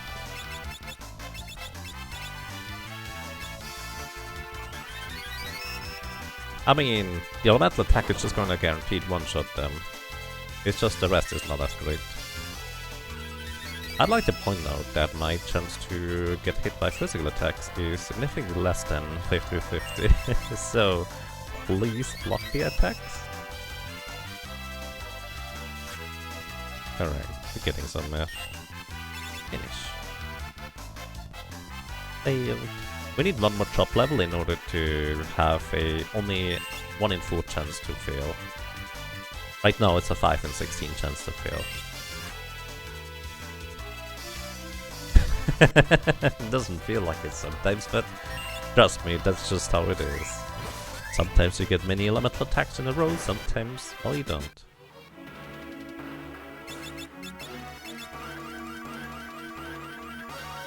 I'm already used most of the potions. Wow. Also, by the way, I think the fans are most likely to appear in this area here.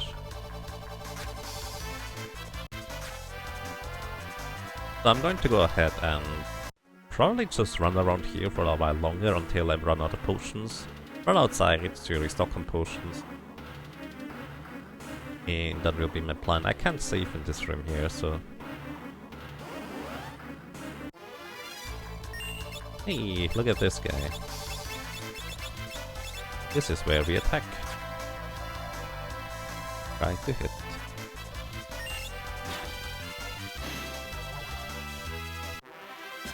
One shot! Well, after we actually hit.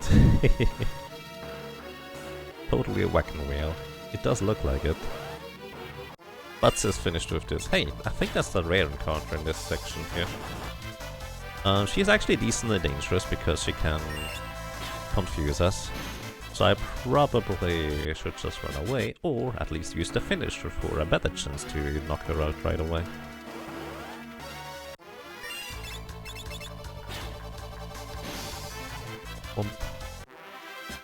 By the way, you cannot proc weapon attack. Actually, I don't know. Can you proc weapon attacks with the finisher move? No idea. Let's see.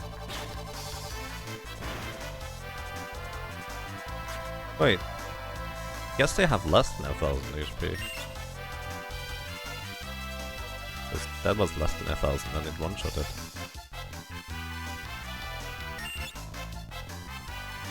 Also, I probably should kill the enchanted fan first. Partially because it can heal, but also partially because it has the arrow attacks, which actually do hit me, and I don't have a good chance. Well, I have no way of avoiding or evading them.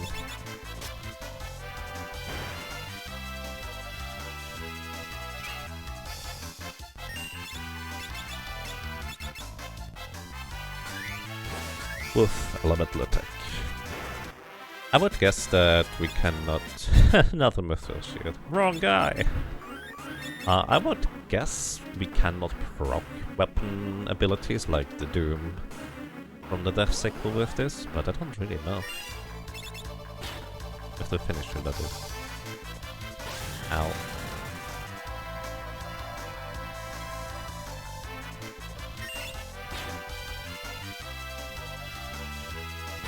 Ow. Even though this is the encounter I want, it is arguably one of the most dangerous ones too.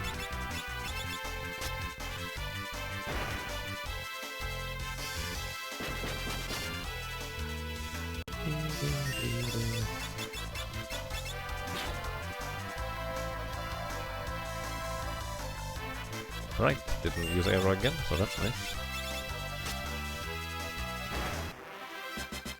Wait, is it a steal from the enchanted fans? I might actually have that wrong. Hang on. Enchanted fan. Wait, what are they called? In the Super Nintendo version. Oh, that's the GBA one. Ramage and Bear. No. Stone Mask. World Demon. They're called World Demons. Let's see. Drop. Nope, they have a rare drop. That was actually correct. It's not the steal that I want, it is the drop from them. The beast here, it tells you drops and steals. Really? That's kind of neat. I never used the bestiary. You know, this is so much of a better opportunity to also display stuff rather than just me saying things. Yeah, you're right. You have an elixir as a steal? It's a rare steal then. Well, thank you for the heads up. I keep forgetting about the bestiary because... well, I've actually never really used it for that purpose. Makes a lot more sense. Literally just shows you all the stats too. Kind of neat.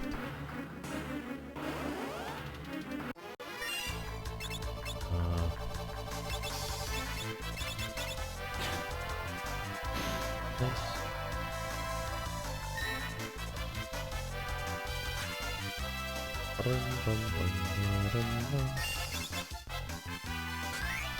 Zing.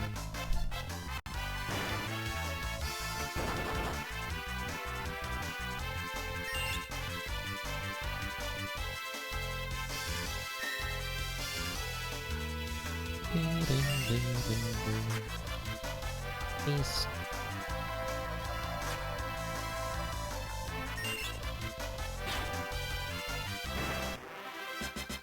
Huh. I feel like that was the exact same damage we had last time with the critical hit. I wonder whether the critical hit will always deal the same damage. I should actually pay attention. Did anybody see what that number was? Like 942 or so? I'm curious whether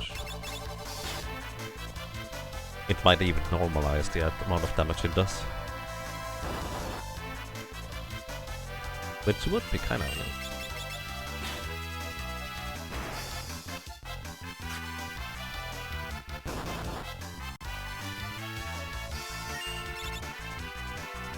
Attempt failed.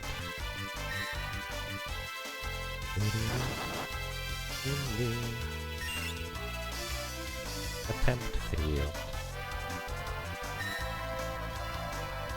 As in it uses the same variable every time. Well, the same baseline attack damage. Nope, it doesn't. Also, it can proc attacks. Interesting. There's literally two things in one attack right there, that's neat. I was just wondering, because the chicken knife is one of these kind of weird weapons that always deals the exact same damage.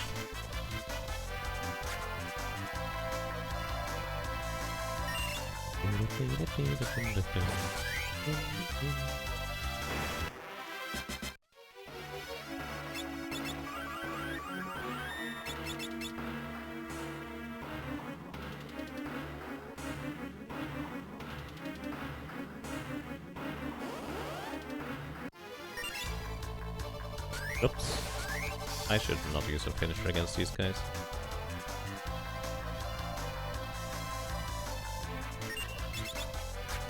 They didn't even do anything in the first turn.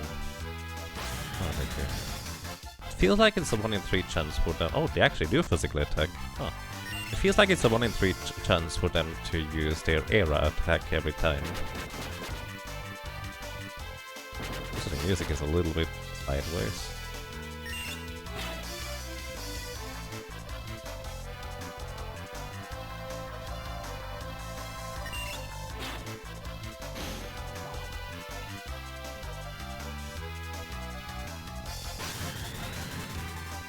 Remix, I suppose.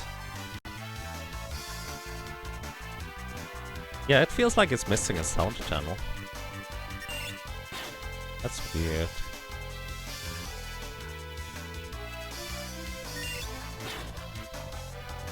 I mean, it's easier to pay attention to, like, different melodies, so that's kinda neat. I actually enjoy doing that personally. When it's like a music piece, or that I happen to really like, I start just specifically listening to specific, like, well, music parts of it, and I think it's kind of neat. It was a fit because it still sounded decent. I believe you when you say that, because I don't really know anything about it. Yeah, we definitely go outside and grab more potions. In fact, I'm gonna go safe and start heading outside. I do think this room here is still better for enchanted fan encounters than the previous ones, so I'm not gonna leave until I run out of potions. Finish her. Or not. Run away! Oh, right, that's the elixir proof. I don't usually run backwards in this room, or, well, variable battle music? Not usually. It's not like Skies of Arcadia, where depending on how the battle goes, it changes the music intentionally. More of a weird sound glitch. Different remixes at random would have been cool. Well, I'd have to say, if they have different remixes, they should have, or give them purpose. Like, as I said, in Skies of Arcadia, they do that fascinating thing where, depending on how well the battle goes for you in terms of your HP versus boss's percentage HP, it just kind of has a more upbeat or a more downtrodden theme. When one of your characters gets knocked out, it usually just goes rather dire, etc. It's a really neat effect.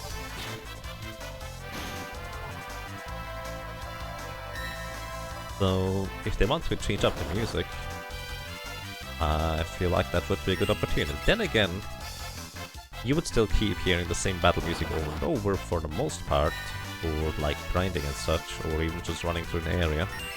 Probably. Not really sure.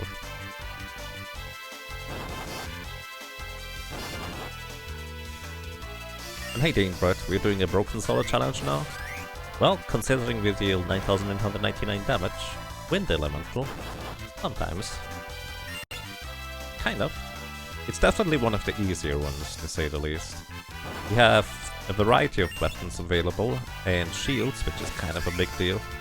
And, well, a chance to just deal max damage. So here we are. Oh yes, definitely gonna be one of the easier ones. Although it would have been even easier if we had fairies as our main character instead of nuts. That's the fascinating part to me about this. Because each of the 4 individual characters, their finisher has a different element attached to them. For Butts, the element attached is wind. And I never really realized that until starting the Gladiator playthrough.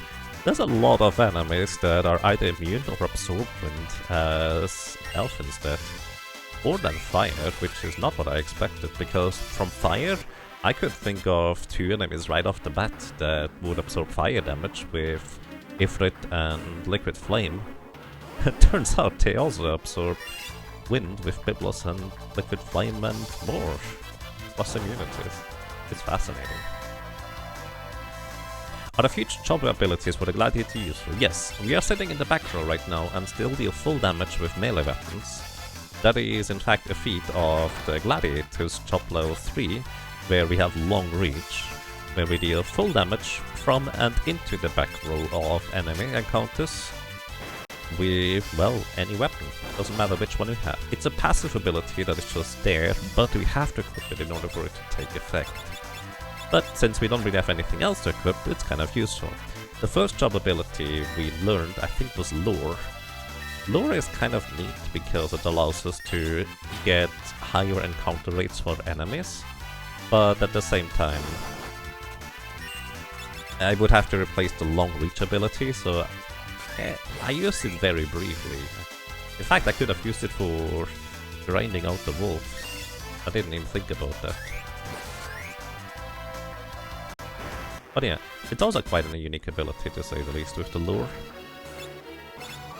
Also, let's get out of here. Yes, we have run out of potion. The other one is, or going to be, an attack that hits all enemies for 3/4 damage.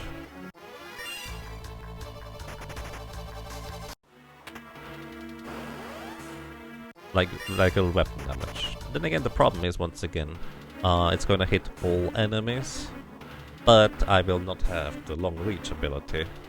So unless I equip a bow, which Gladiator can equip bows, which is kind of neat, I will not be able to deal full damage to all enemies. But that might not matter, because it's gonna be a pretty decent ability. The main problem about that last ability is that, well, it costs 700 ability points total, which, well, it's only like 400-ish left right now, but there's still a lot of ability points remaining that we still need in order to unlock that.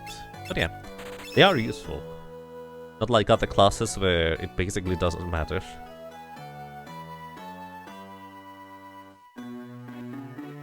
You would have guessed fire has more trouble too, right? But turns out it's largely just because you don't get the opportunity to use wind that, well, at least not until later on a regular basis. So you don't really know about the weaknesses of wind early on, because how would you even get to use it? The only way I can think of getting wind elemental attacks without using a chop class early via cheat codes is like capturing a zoo for the 25% attack. That's actually not true. The blue mage has the arrow abilities. Arrow, Eroga, and Era. Huh. I actually never realized that. The blue mage wind offensive spells are not quite as good as the other elemental spells.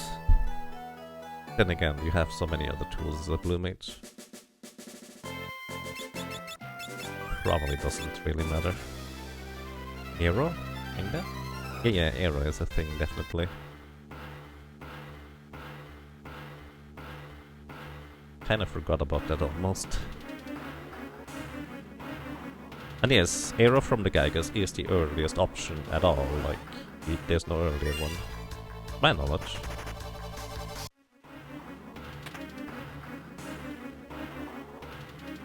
The earliest time to get Eroga is against the Metamorpha enemies. Yes, you can get Arrow in the first dungeon, but Era, well, the second one.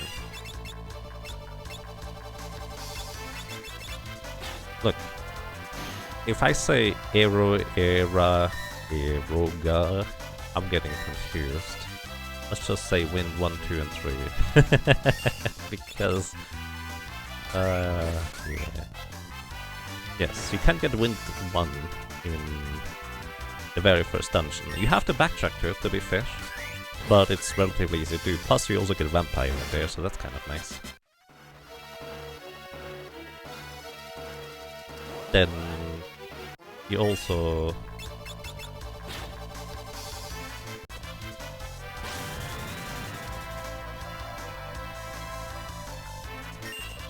have Goblin Punch, if you know what you're doing.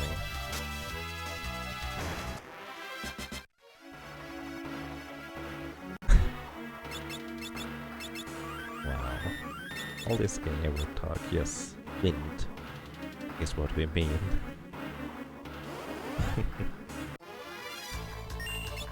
Usually get Arrow. Oh, Era at the Exploding House from Gygas, right. I think that's the earliest opportunity, correct me if I'm wrong.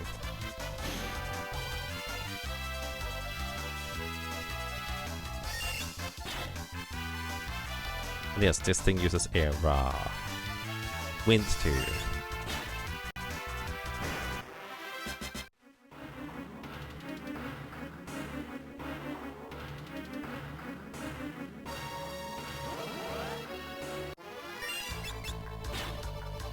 I feel like this should have just stuck to Fire 1, Fire 2, and Fire 3 naming convention. Would be so much easier for my brain. I mean, the funny thing to me is, I did not even know for the longest time that there's like a Fire 4 or something like that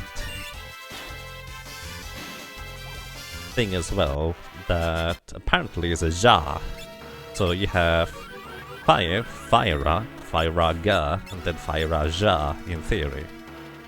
Actually, I don't know whether that applies to Fire, but you have like... Oh yeah, Final Fantasy 1 Remake uses Dia, for the harm spell against undeads. There's like Diara, Diaga, and then Diaja, because you have up to harm 4. I think that's what it was. Why am I attacking this guy? Raga, Za? There's a Za? I did not know that one actually. I don't usually play that many Final Fantasies. Well, apparently we reached a new threshold for dealing damage, so I would actually guarantee 2 shots to Enchanted Fence now with the dagger, probably. Unless that was a high roll.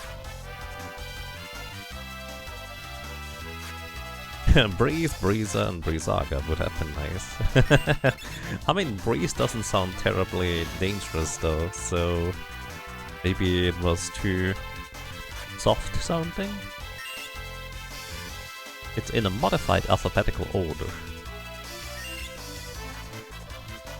Like, it makes sense in Japanese for alphabetical order, or what do you mean? You also remember a ka ending in some translation. Oh.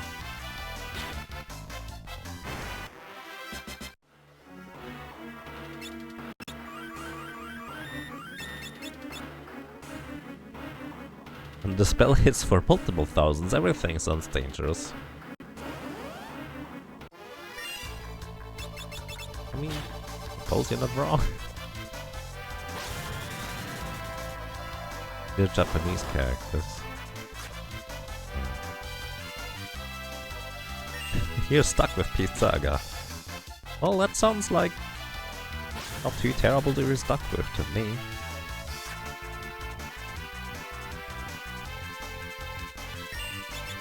Although, I feel like having a pizza that deals damage to you is not the most appealing thing. Feel free to correct me if I'm wrong about that.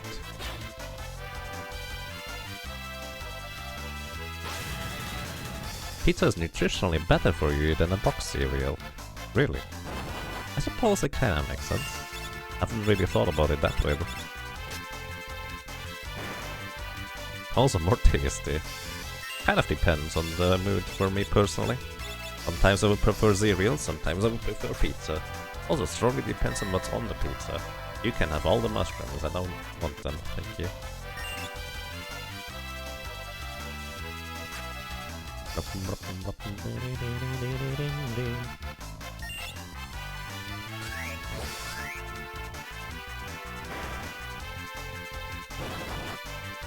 I'd like to remind that Raga Ja stuff also applies to cure spells, but doesn't to deal damage with the pizza.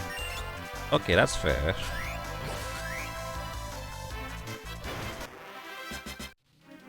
So if we have pizza, I guess Pizzara would be pizza too.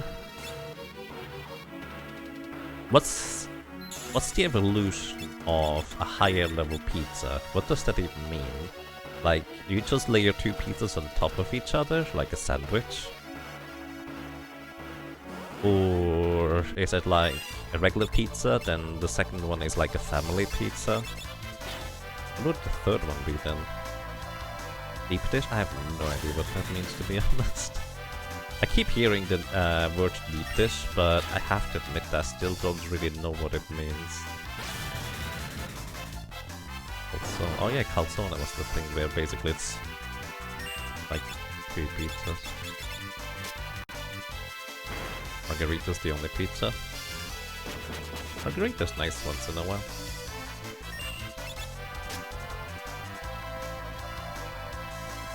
Deep dish is basically a pizza casserole. Implying that they know what a casserole... Actually, I kinda know what a casserole is, I guess.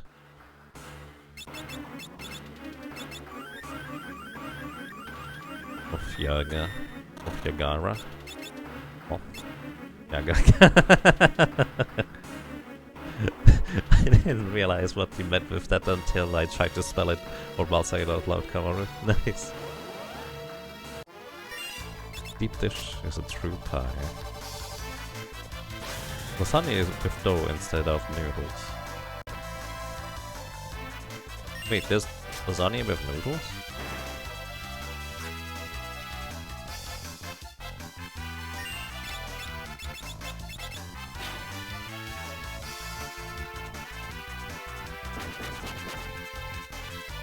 $460 HP, so my gosh is better. There's so much stuff I don't know about food, because for the most part, I'm kind of a simpleton about food. If it's tasty, I like it, and I will remember the name, probably.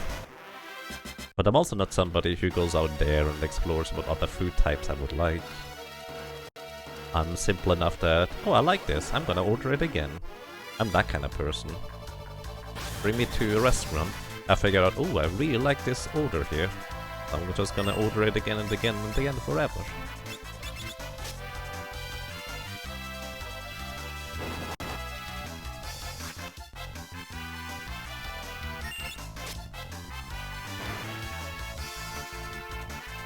Shame you already had dinner and now you feel like pizza. Oh. People definitely have food opinions. Oh yeah. Isn't that true about everything? Oh, there it is, the dark bow. We have acquired it. Finally, that took a while. Alrighty. The reason why I really wanted to have a dark bow is not just because it is actually the strongest weapon we can have at this point, I think? Actually, let me double check whether that's even true. Oh, it's not! The dark bow is actually slightly weaker than the death sickle. However, compared to the other bows, frost bow, flame bow, and lightning bows have all a 30% chance to miss. Now the dark bow, the darkness bow, I guess, has... Oh, no, it's actually also a 30% chance to miss, so never mind. Same chance to miss. But the reason why I want it is not for its damage or anything like that. The reason why I want it is because it has a very high chance applying blind / darkness to an enemy. And unlike other Final Fantasies, blind actually does work and does do a lot in Final Fantasy V. A blinded enemy or character misses 75% of their physical attacks. So it is actually a huge detriment to, well, getting that to an enemy. And status effects in this game, for the most part, don't wear off. So if I blind an enemy, he will be blinded.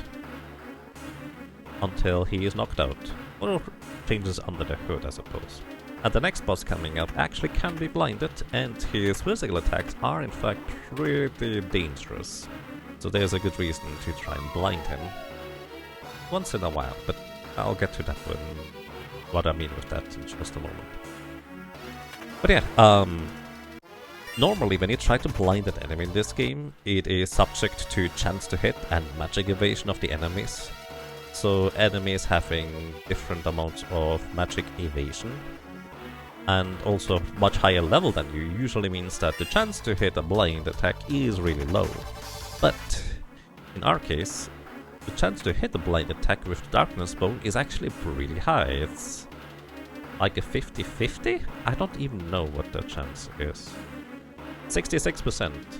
And the darkness for the darkness bow does not care about evasion or anything like that. It's just a flat 2 and 3 chance to apply blind to the enemy. So it's really nice on that end. At what points does Archaevis drop status, if at all? Alright, I guess I have an opportunity to explain this, which I suppose we're about to get there anyway, so it makes sense. Alrighty, next boss coming up is Archaevis. Let me just see what equipment I want. Mangoes, gold shields. Looks good to me, actually. Actually, no, I'm gonna go for the plumed hat. This is less physical defense, but more important, it is more magic evasion, which is more important. Alrighty. Let's see how this is gonna go for us. I'm gonna just sit in the back row because, well, I deal full damage from the back row, but he does not. Welcome to Archaevis. Archaevis has 5 different forms. The first 4 are very similar to each other, they are just each attributed to a different element. The first form is wind, and ironically, it is weak to wind rather than absorbing wind element. Not sure why, but we could just use the finisher. So, the general gist of how this fight works is Archaeovis starts with a lot of physical defense and very little to none magic defense. However, over the course of the fight, Archaeovis has less and less physical defense, having 0 in the end, and, well, more and more magic defense, resulting in effectively absorbing or nullifying all elemental attacks, except for water, I think, for some reason. Either way, the short version is, right now he has a lot of physical defense, and in the first 4 forms, Archaeovis each time has 1600 HP. Technically speaking, whenever I deal 1600 damage, it kills that form, and just very silently under the hood switches to the next form. So I'm gonna equip the Death Sickle here, not just because it is the highest damage weapon I have, but mainly because it pierces enemy defense. As I mentioned before, he has really high physical defense right now, so this way we're gonna go ahead and just start fighting him. So, in the first 4 forms, Archaeovis has only really 3 possible attacks or moves they can do each turn. One is Breath Wing, which is 25% of my maximum health and damage. Also, he just switched into his form 2. First form was Wind, now he is in the Frost form, Ice form, whatever you want to call it. Either way, he would absorb ice-based damage now. And he still has pretty decently high physical defense, so we continue using the Death Sickle. So, he has 3 moves he can do. One is a regular physical attack, which is generally speaking what I would like to see, because that's the least dangerous one.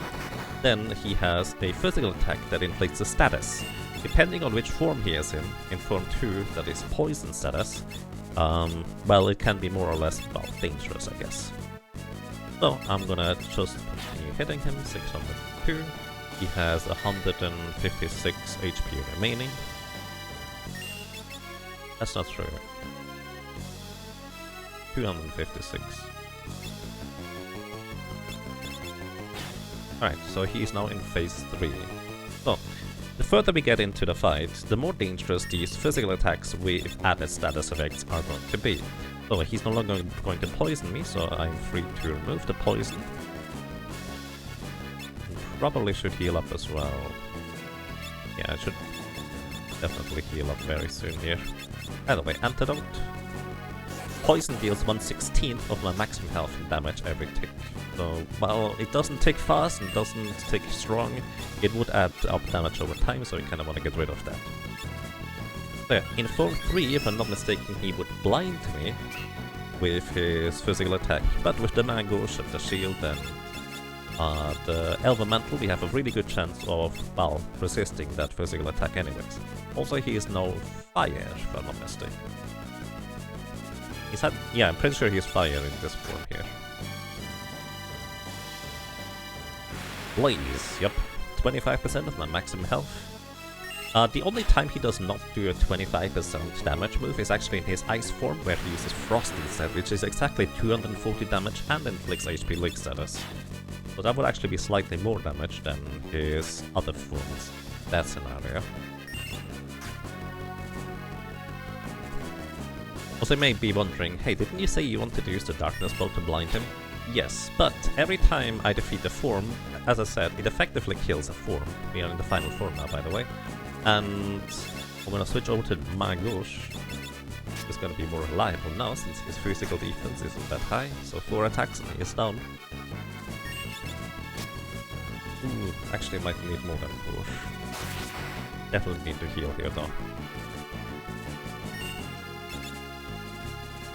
Either way, his physical attack here would... Actually, I don't know what it does. I think it's pretty bad. Either way, let's heal up.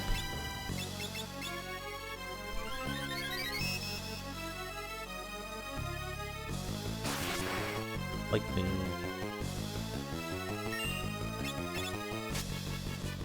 Yeah, we need 5 attacks in order to push him. Ow. Yeah, in his final form, he's a bit different.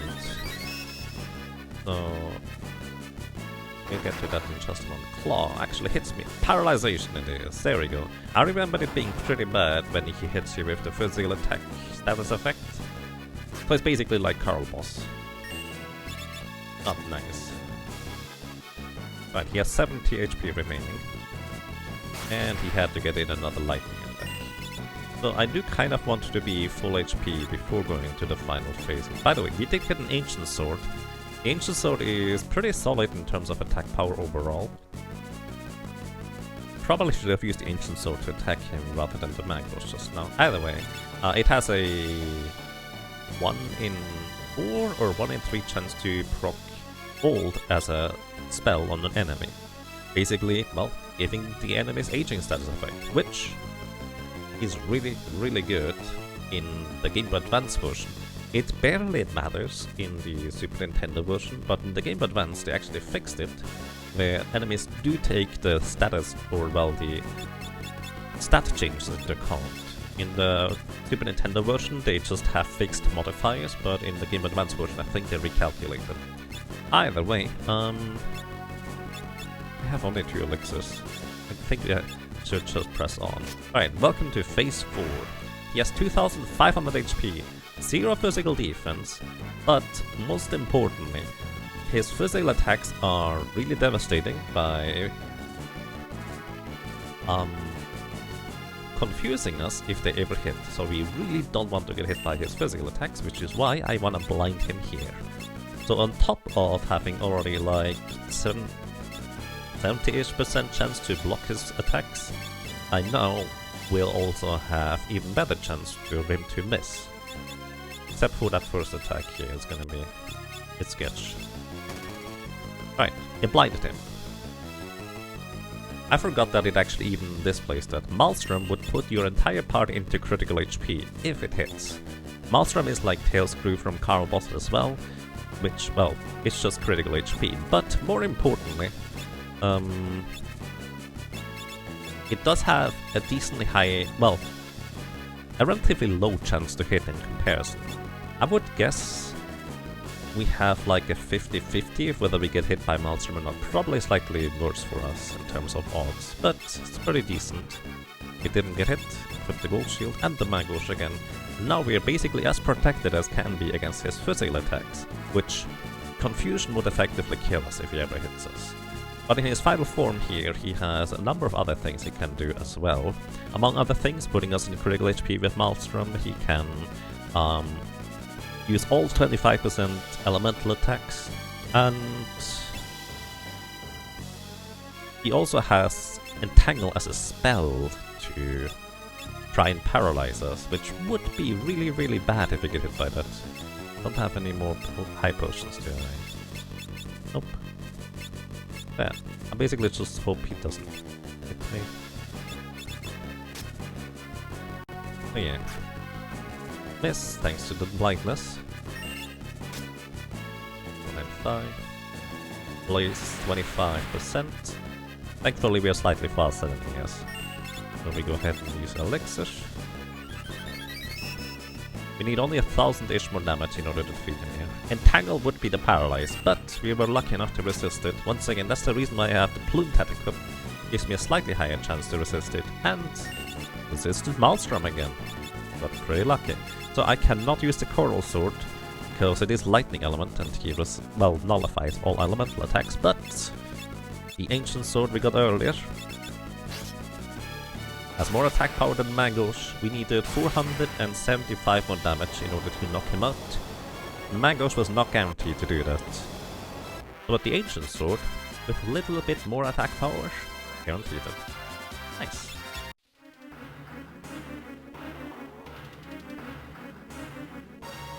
The stuff like Breakblade or Magic Lamp Odin on that, yes, these things are unchanged in the Game Boy Advance version. Magic Lamp still defeats the Magic Parsing part in the Game Boy Advance version.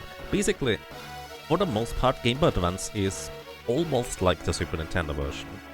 Unless you pay really close attention, you will largely not really notice the difference, as I dare to say. Like, there's a lot of things I probably still don't know that are just very small differences here and there. I'm just pointing out the ones that I happened to notice over the years. So yeah, Mystic Knight elemental or status attacks are still just as good.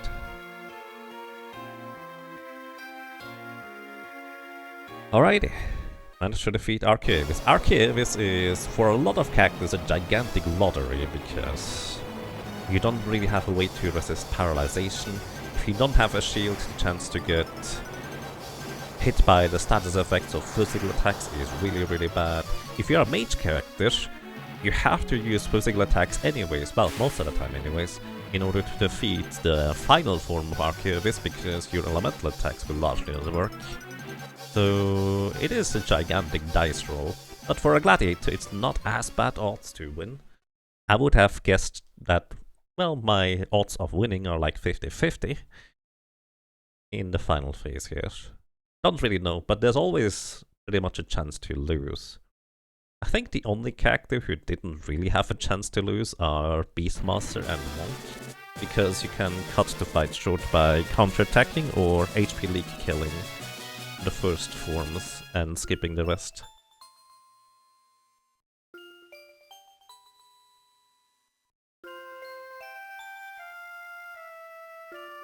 And honestly, having over 35 speed is actually kind of a big deal for our character here. Because that means we were faster than the final form, and well, if we are faster than the boss, that means we get one more attack in before they become dangerous. And one attack often is actually kind of a big deal in this game. Especially if we guarantee going before the boss goes twice in some instances. Because if the boss is significantly faster than our character, we always have to consider the possibility of the boss just moving twice for us getting one turn, and so we might have to prepare for the next two possible turn attacks rather than just one. But yeah, Gladiator has really good speed, so largely not a concern for the most part.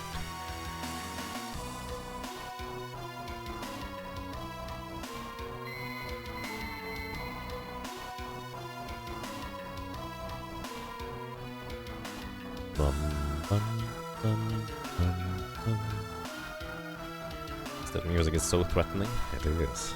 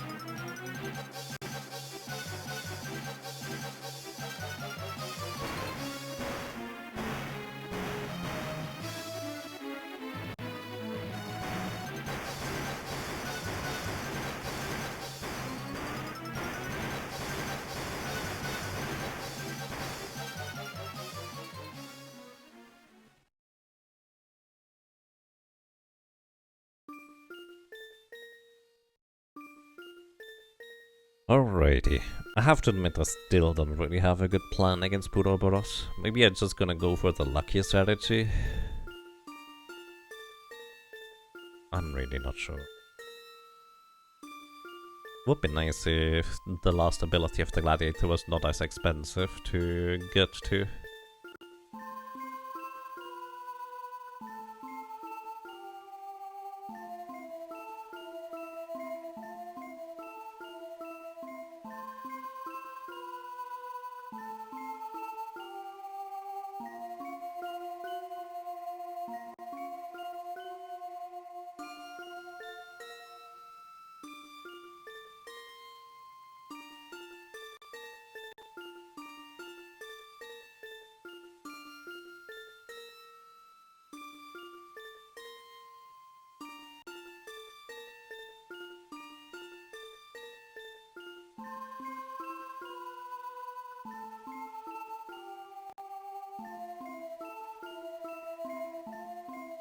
Those gimmick fights always pose a challenge, unless you just do the same thing all the time. Yeah. The nice thing is, honestly, that a lot of these battles have multiple, like, good solutions. Like, you could just AoE down the Puroboros. You could apply various status effects, like sleep to them. Or you could, well, just have enough HP in order to survive it. Which I don't, so gonna be interesting. The other two encounters should be relatively easy in comparison. So there's that.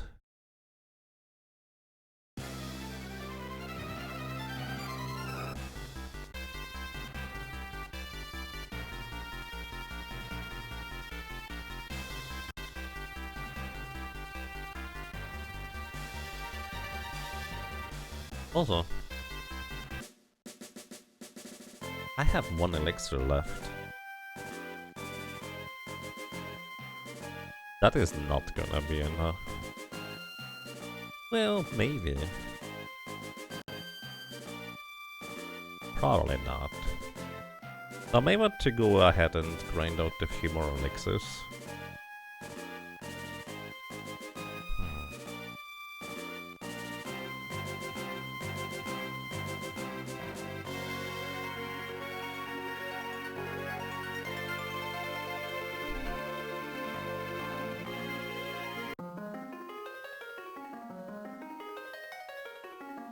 I can get like 2-ish elixirs and a high potion in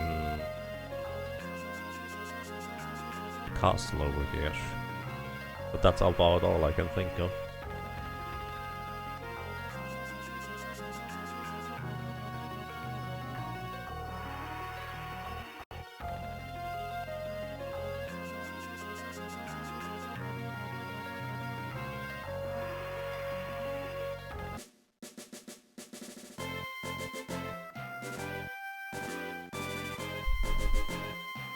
Alright, let's get the 2 encounters out of the way that are going to be relatively easy. You know what? No, I'm gonna get the elixirs and stuff first, which means cutscene. And I'm curious whether this would be the fastest cutscene to experience here. Kobo thieves! No, we... Lore-wise, we gave them the Chocobo so they could return it back to its original habitat, since we now have an airship and we don't need it. How Maidens it would get back from the island, I don't know. But I think that's the reasoning anyways.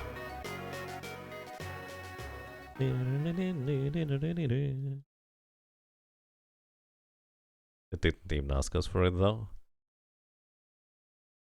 Well, circumstances change.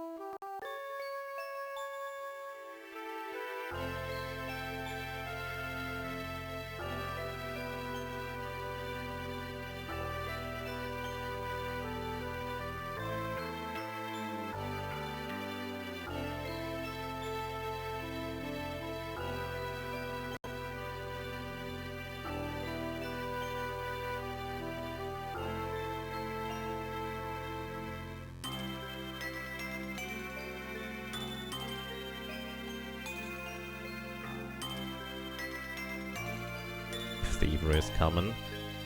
Well,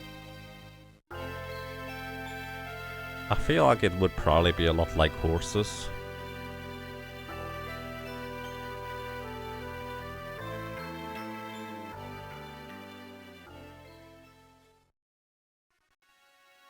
Where the horses may be familiar with certain people rather than others. And might not easily take commands from others. But others might just not care. I don't know. I never had a horse. I'm just speculating here. So somebody who knows more about horses might be able to tell me more. But that's just kind of my mental image on how that probably approximately works. So we get one high potion. There's an elixir. There's one more, if I'm not mistaken.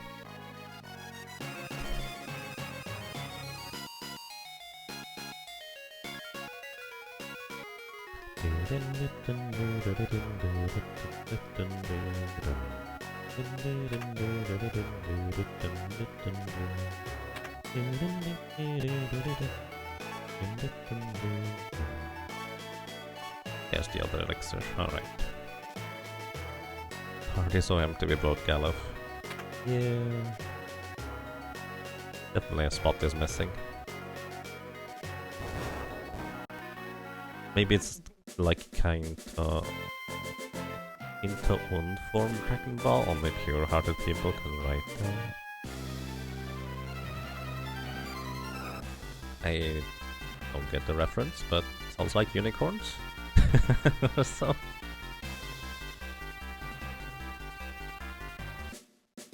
Alright.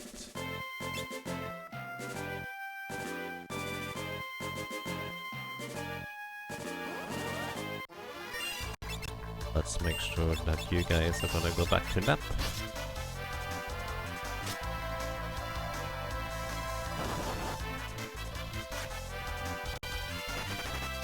Alrighty, and welcome to the first Meteor mini-boss. There's 3 of them, and all 3 of them are interesting in their own way. In our case, we don't really have anything too terribly intriguing to be able to do against this upcoming one called Titan.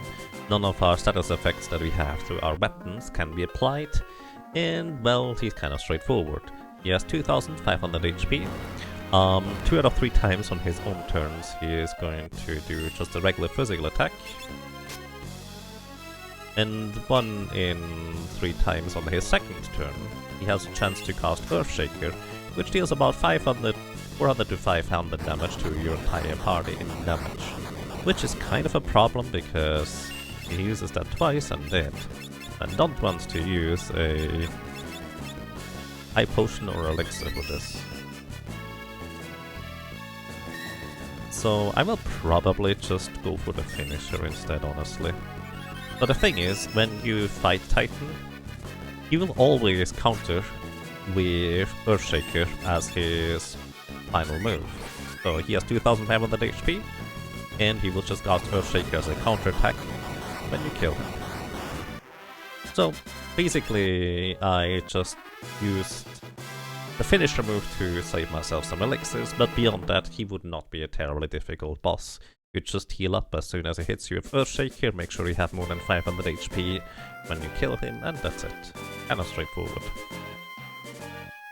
Titan doing mad squats. Yeah, some people say he's on the toilet, other people say he's just squatting.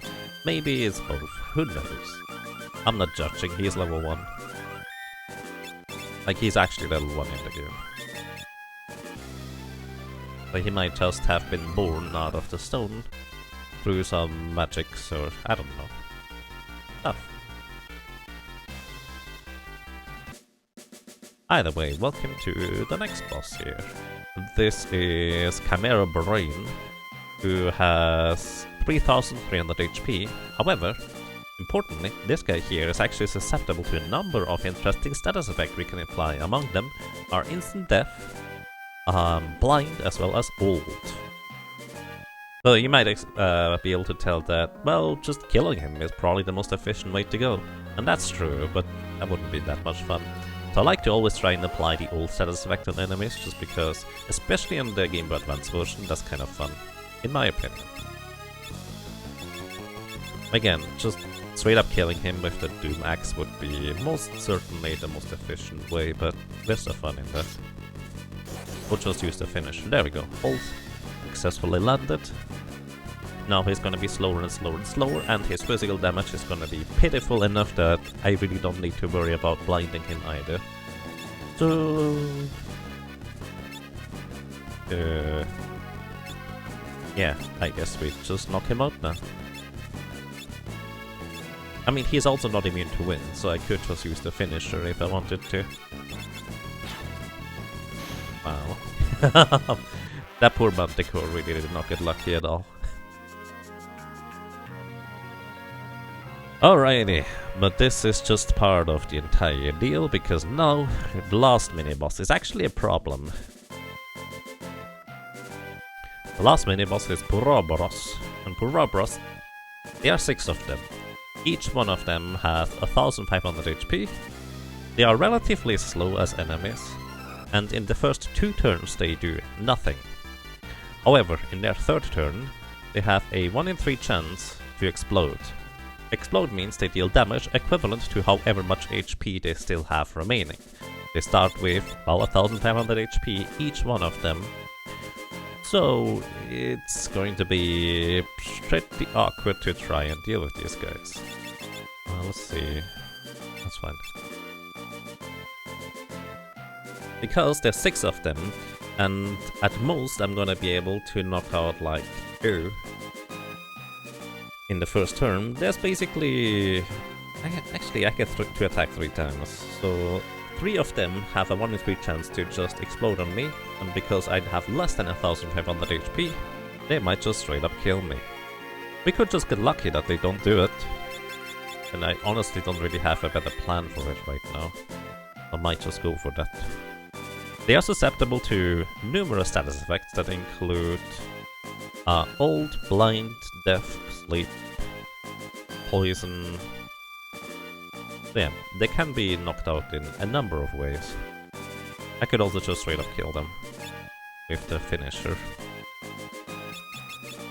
Not entirely sure what my best move is going to be, but the problem is actually that if you kill the Puroboros through damage, or well, through a direct attack, they're going to cause Life 2 on all of their allies. Life 2 means that they get revived with full HP.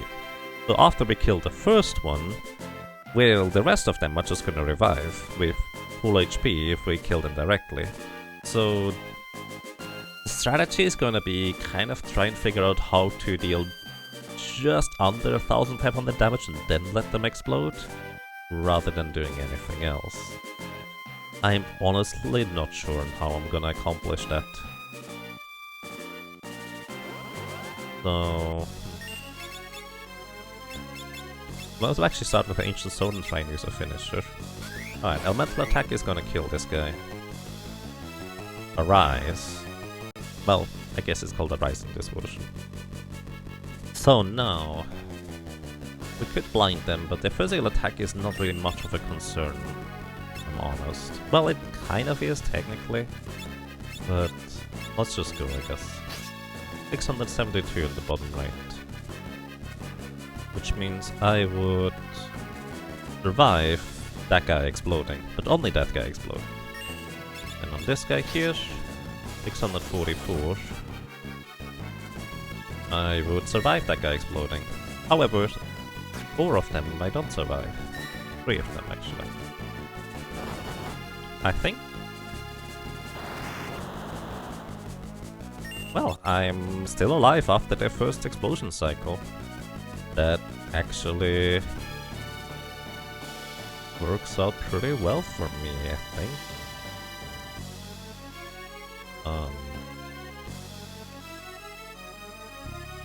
Yeah, I think I might be able to just heal through this now. Hang on. Trying to process. So I hit the guy on the bottom right. I can now hit the guy... Wait. The other guy explodes. 8, 5, 6. Trying to keep track of the damage I dealt so far. Which ones exploded, which ones didn't. Alright, so I hit the top center one now. 4. Nice. All status effects on them is really nice, because this means they are going to go even slower, and the physical attacks are going to deal 0 damage, even if they were to use them. Alright. The guy in the bottom left explodes, we're dead anyways.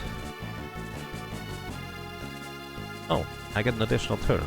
I guess that's the speed of the Gladiator coming in handy.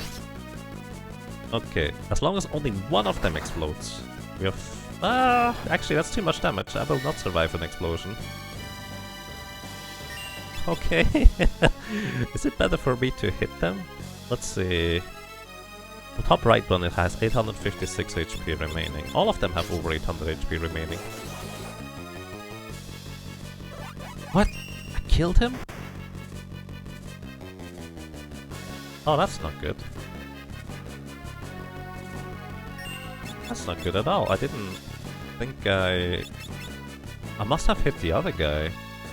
Oh, this is a problem. But the two right ones now have each 1500 HP remaining. That's not good. That was the third hit on him. I didn't realize.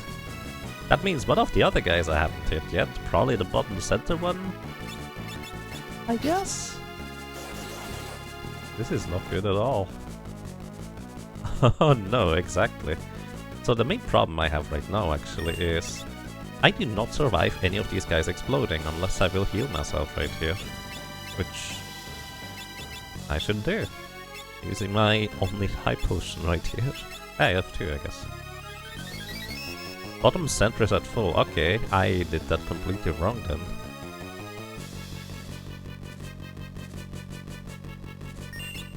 Thought I hit the bottom center, but apparently I hit the top center twice, huh? Yeah, that's not good.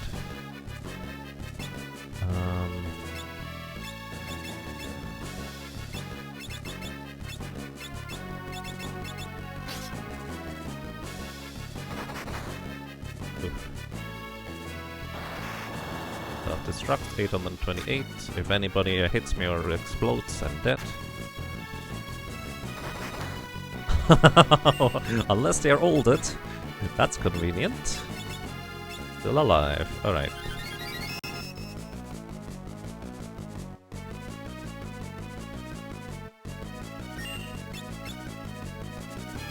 Okay. I haven't hit the bottom right one yet, have I? Is I before this fight? Yes, I always say before fights. It would be not good if I didn't.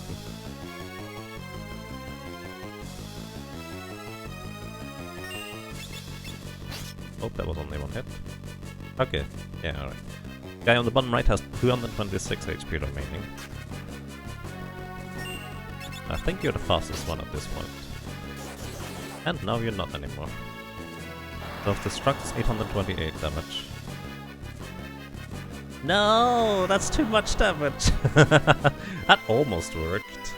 Except when I made that mistake. That was all on me, really. I got enough luck, but I didn't get enough brain. Okay, one more death. Oops.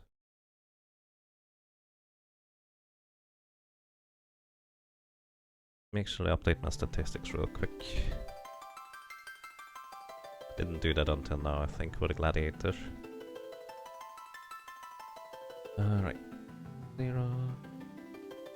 Wait, no, I have 1 on Iron.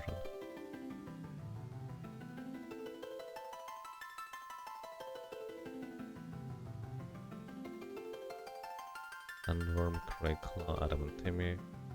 Rockets. I have 1 on Soul Cannon for demonstration purposes, I think. 0. I have 4 total because of Poroboros. Alright, got up on death count. We were expecting a wipe here, right? The thing is, I was expecting it just because 2 of them were more exploded, not because I messed up. I did get the luck I needed, I just didn't get the execution I required. Mid, sit, look out! I could use the bow instead. But it's a 30% chance to miss. But I would blind them. Then again, the Ancient Sword holding them is basically just as good, really. Alright. Didn't hold it. But hey, enough damage that I would survive an explosion. Unless anything else hits me.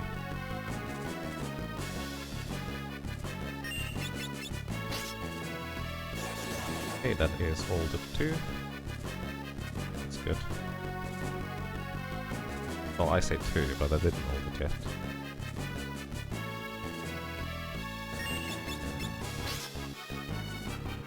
Alright, now they get to attack.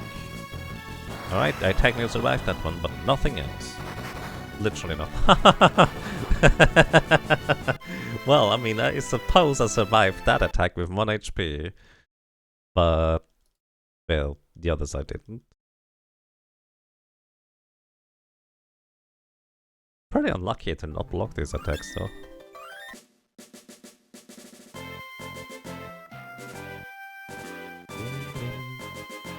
If I had just a little bit more damage and HP, I would be much more comfortable surviving the explosion. But I feel like just getting to the next, like, attack damage threshold would be a good idea, which would be at level 31 in case you're curious. You know what, let's just go for the death signal for the first one or so. Attempt failed. Well, that's not good. You have a possible option? Oh, feel free to present them. Backseat gaming is absolutely allowed.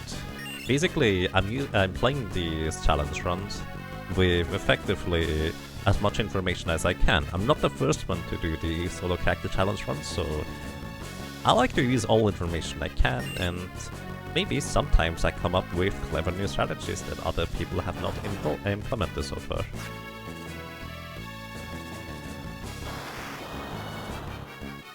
Attack 1, defend until destruct. I mean, yes, that's the plan in the long run. But the thing is, because all of them can explode, like they just have 2 turns where they do nothing, and the 3rd turn they do something. So it's basically just a 1 in 3 chance for them to explode every time they get to do anything. It's not like other Final Fantasies where they only explode where when you attack them. They have always a chance to explode, basically. Defending does not reduce the damage from explosion, unfortunately. Would be nice though. Yeah, unfortunately that's not the case in this game. Okay, that's actually pretty good. That basically eliminates this guy. In fact, that's even better than killing him, thinking about it. How much was that? 1344? That's gonna kill that guy.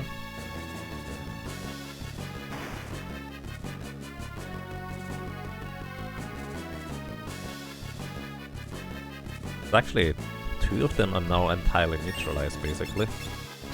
Well, not entirely, but largely.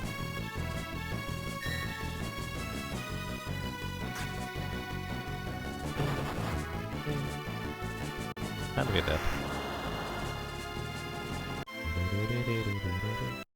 Alright, I think what I'm gonna do is I'm gonna get 2 more levels. Then we have a new threshold.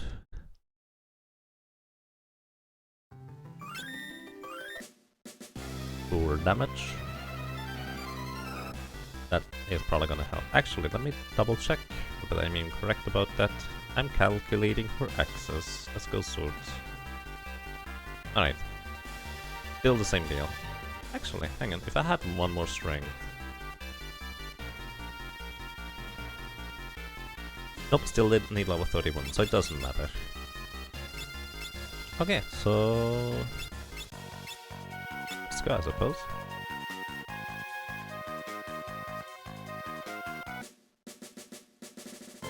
Early self-destruct is so mean.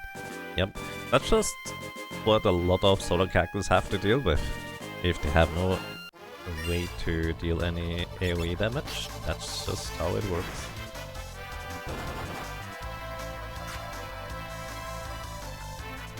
Just kind of trying to think whether this is actually the best place to grind. I mean, it's good experience. Not great, but decent. And the zoos can drop me more elixirs, which I mentioned before, I kind of want to have more elixirs too, so I think this is a good place. 1 in 16 chance to get an elixir from each zoo encounter. Hey, actually I already get a level. I didn't realize how close I was to the next level. Well, I guess 31 shouldn't be too far away then.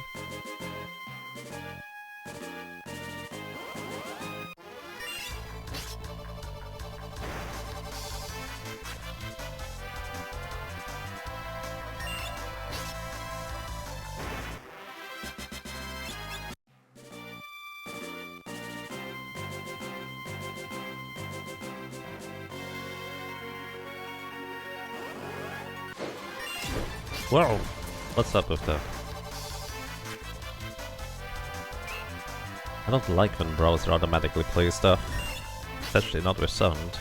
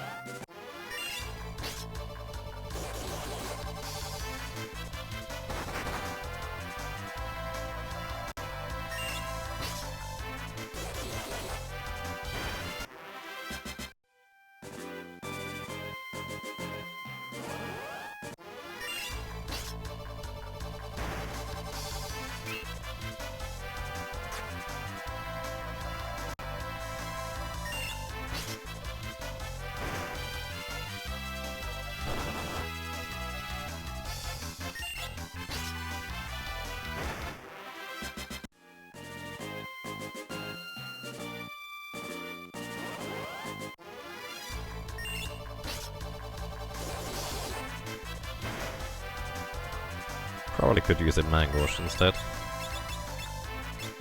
Would not have that animation for... Wait, that's more damage? Is it? Wait, hang on, 570. No, it does not. My brain was just kind of weird. But it's 2 attacks for the big birds anyways. But it is just fine.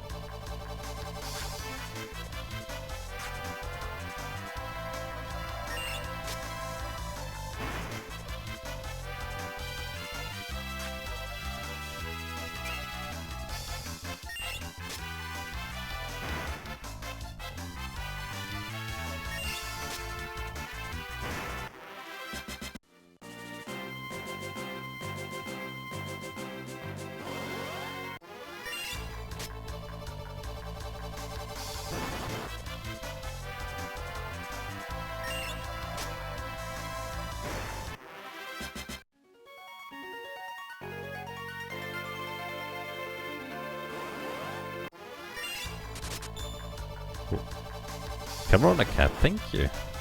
Thank you for a crazy long time of support with 64 months. Welcome back. I'm glad you enjoy your stay. I hope you're doing well.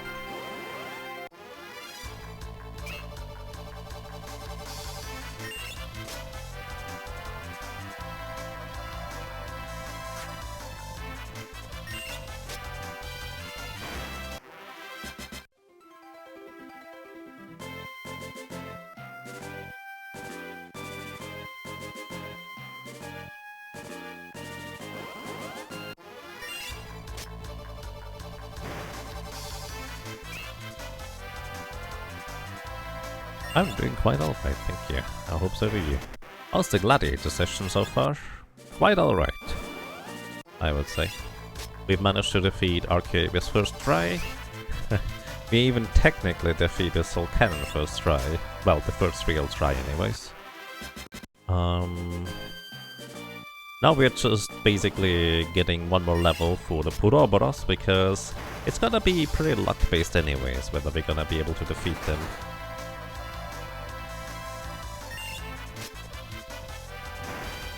Since, unfortunately, they're just not that friendly.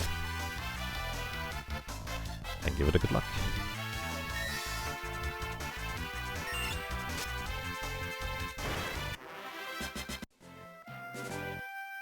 Let's see. How much more? 5,000 experience. The main reason I'm grinding here is just because the zoo have a chance to drop elixirs, and I don't have that many right now. I probably don't need many, but it's always nice to have more than necessary.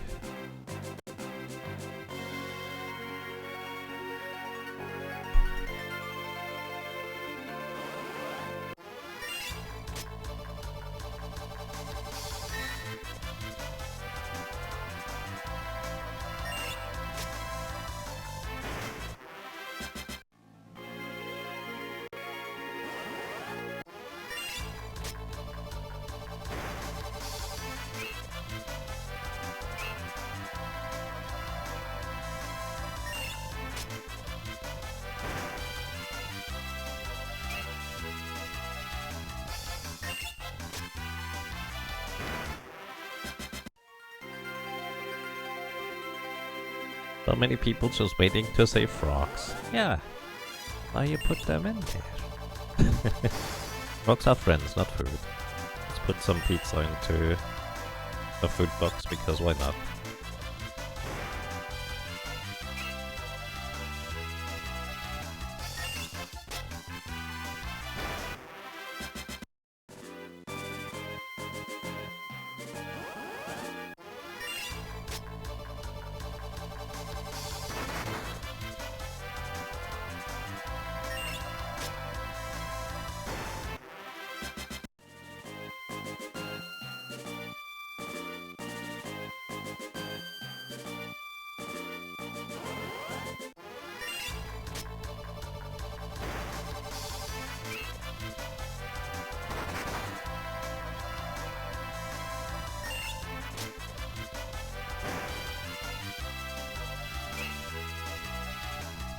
Old man Butts is gonna hit you.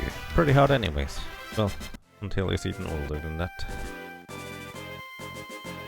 What's the story of this anyways? Me just talking wrong.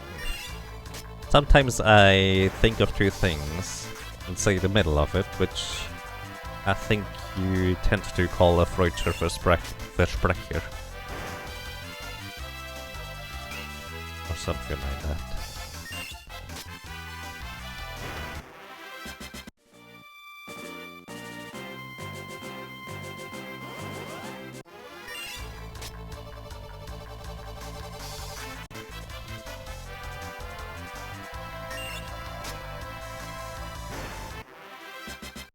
Basically, I was trying to speedrun the sentence, but yeah, unfortunately, speedrunning sentences means that you usually kind of mean I lose half the meaning along the way, which is not really a good thing.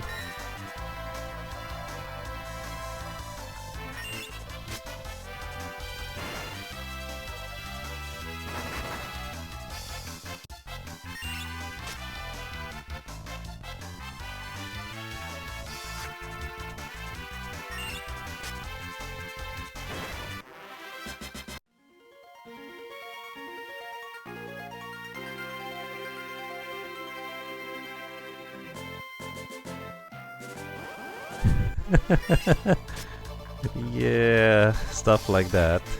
I hope your dinner is not going to be terrible, but at the same time I was like, I hope your dinner is going to be great. So that turned into, I hope your dinner is going to be not great. Or actually it's gonna be, yeah, either way, I'm just doing this wrong again, don't I?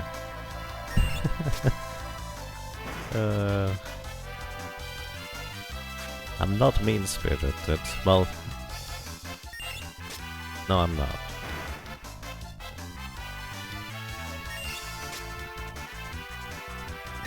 But I'm not good with words sometimes. Brain farts seems really appropriate. That sounds about right.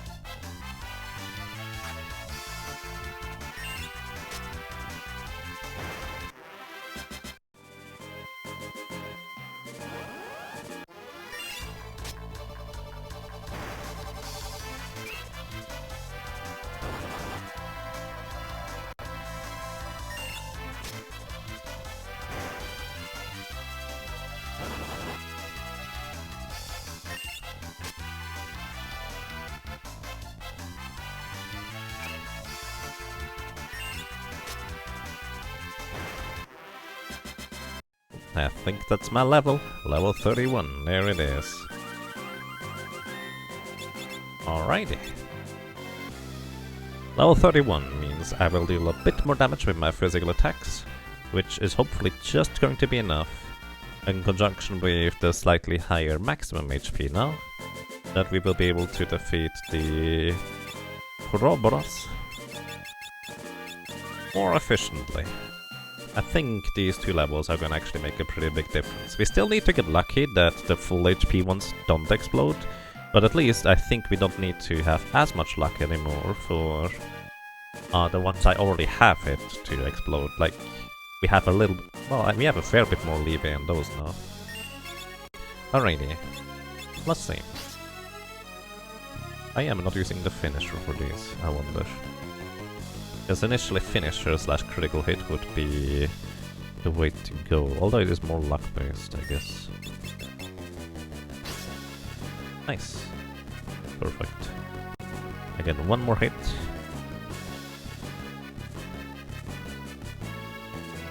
I think the top center one is the one that is in the front row. The reason why that's relevant is because the others are in the back row, which means their physical attack is only going to be half as strong. Alright. Good start. Now we just need the leftmost ones not to explode.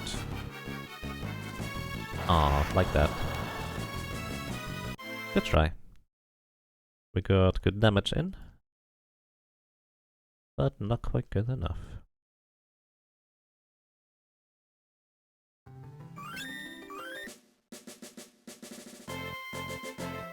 You like how finisher gets better as you level the class up?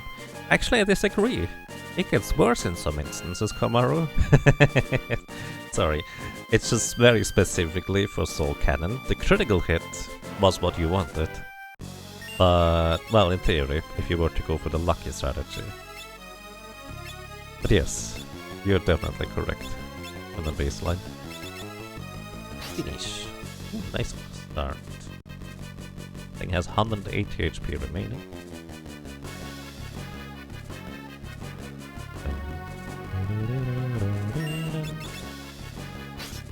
Nice, very good, and older too.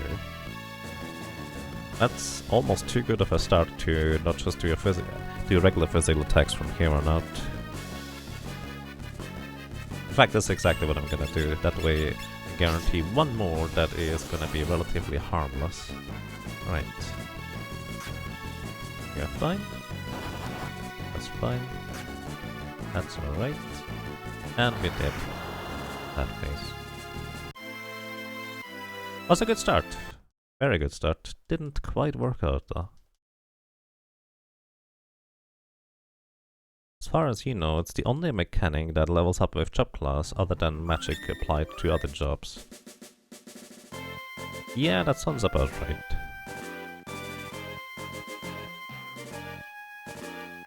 The only other semi-related example would be animals and geomancy. But it's not quite the same because it's actual levels, not top levels.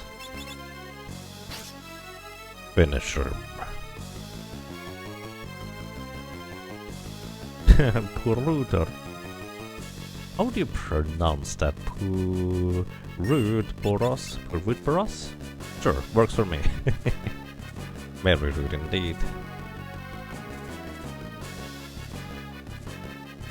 Alrighty, we have 4 of them that need to not explode. That is... none of them exploding is... 2 times 2 times 2, 16 in 3 times 3, 27, 54.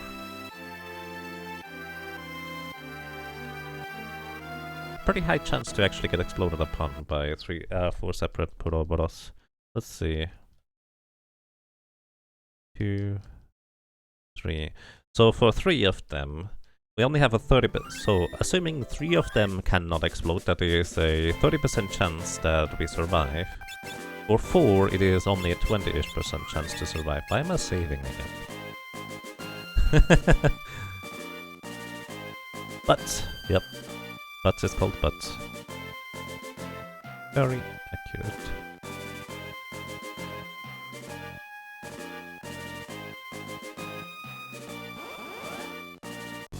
Ah, it really doesn't help that I squandered that very first attempt, was it? Elemental attack. Alrighty, 1 is eliminated.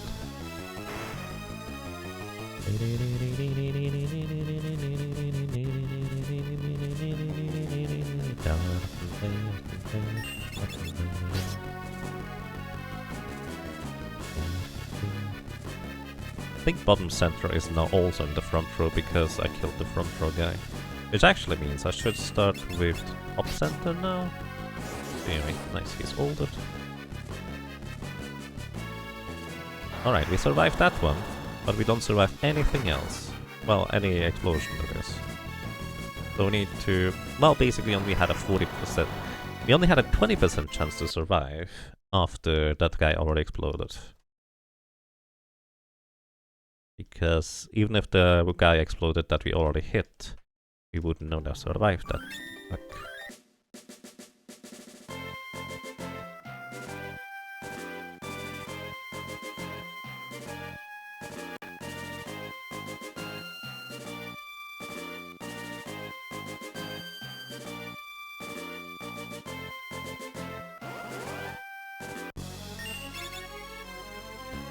Attempt failed.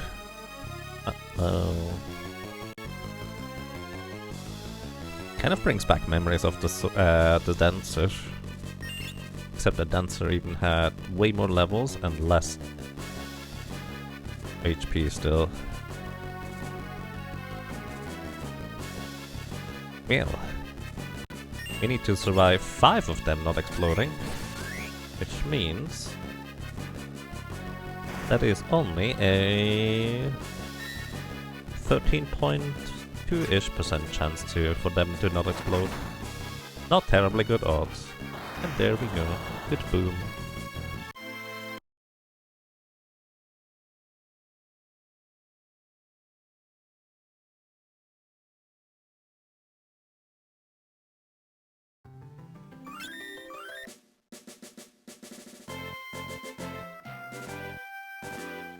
I mean, the alternative is just leveling it up a bunch more. And yes, explode is a 100% hit chance, there's no way to avoid it. There's also no way to reduce the damage. Neither shell nor armor would help you, neither does protecting against it, for that matter.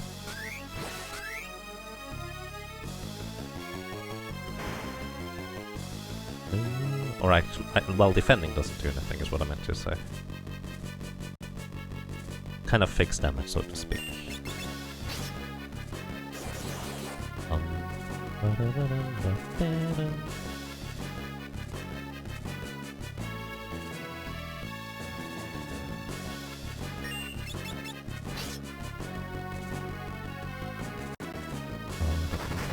One, okay. 2, boom.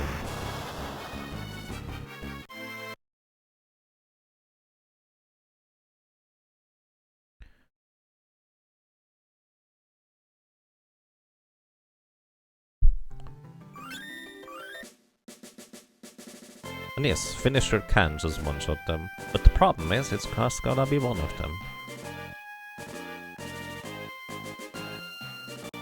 I wonder would prototype grinding actually be a thing as a Gladiator? That would be interesting. I didn't even consider that until now. It's completely random of a thought.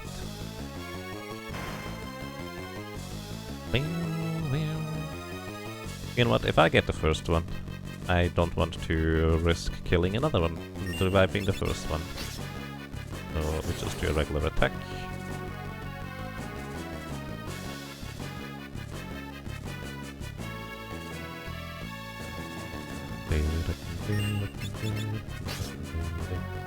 Alrighty, 30% chance to survive here.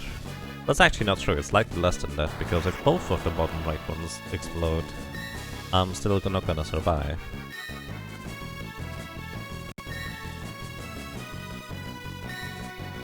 Alright, none of them exploded.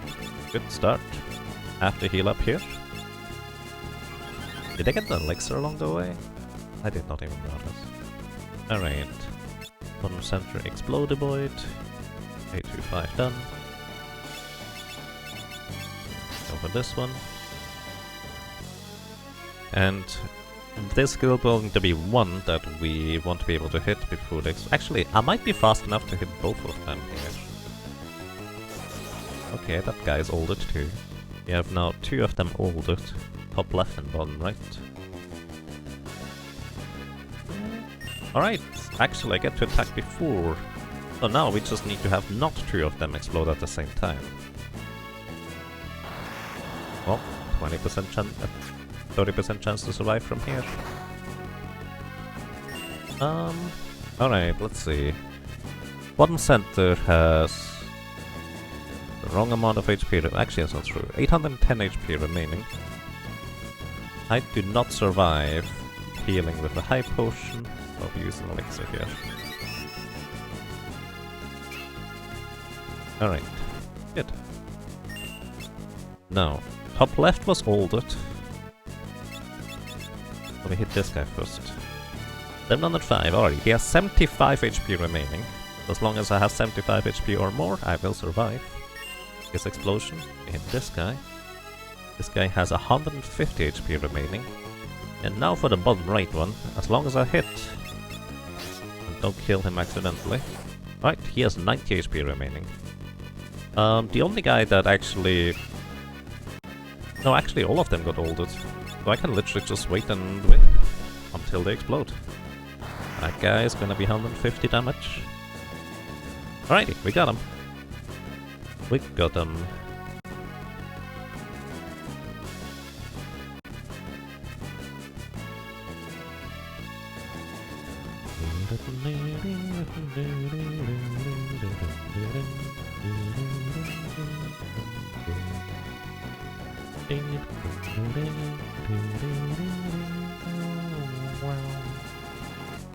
Cost me 2 elixirs, but...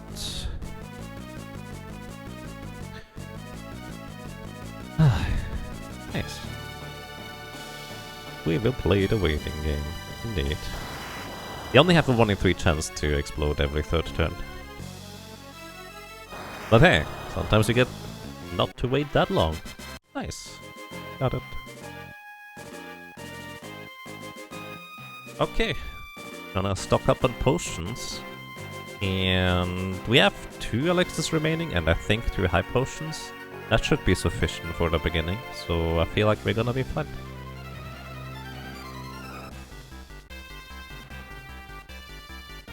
GG's. Alrighty, that is a total of 12 deaths. Which in statistics actually means that Gladiator already has more deaths than mine. Fascinating. Okay, that means we had 8 deaths to Puroboros.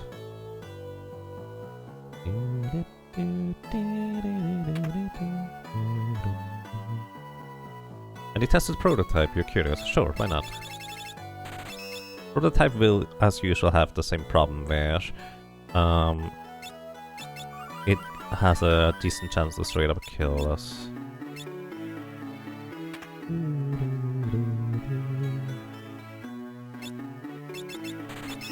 Yeah, I'm actually curious to know that you mentioned it again, because I already forgot.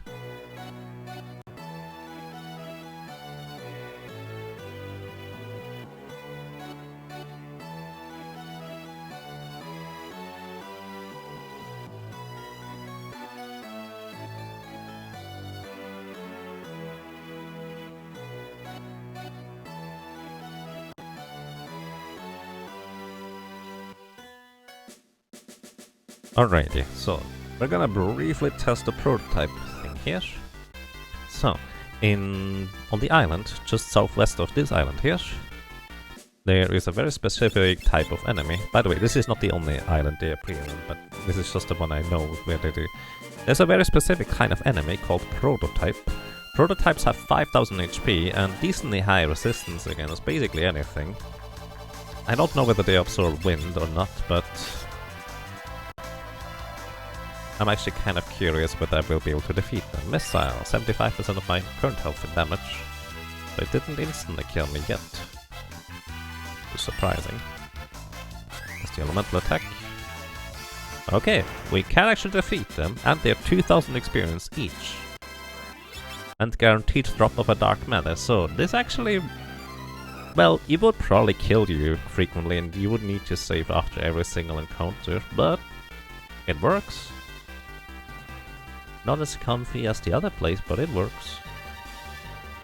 Alrighty, so before we go, I'm gonna unequip all my equipment here. Because we're gonna send Solo Gladiator Galuf to take on Gilgamesh, with a 1 in 4 chance to instantly kill Gilgamesh, and a pretty high chance to block any physical attack incoming.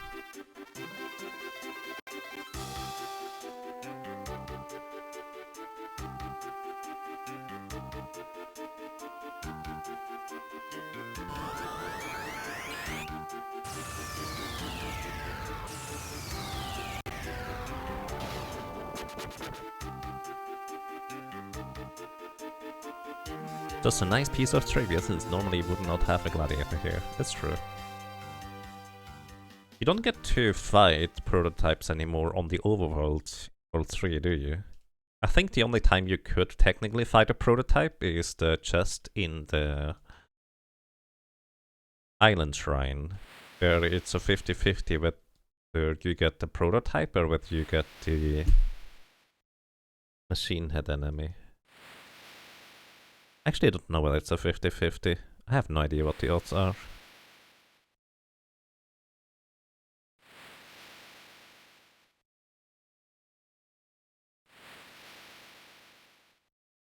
Oh yeah, I guess we actually can fight this guy for once here. So you have to use a cottage or a tent in order to advance the story here. You actually do that. There's a prototype in the sunken water crystal tower. Oh, I actually never remember that. It is probably the same enemy. I think, generally speaking, most of them are just dark shaded, but they are technically the same enemies. I didn't realize that, but that's very likely.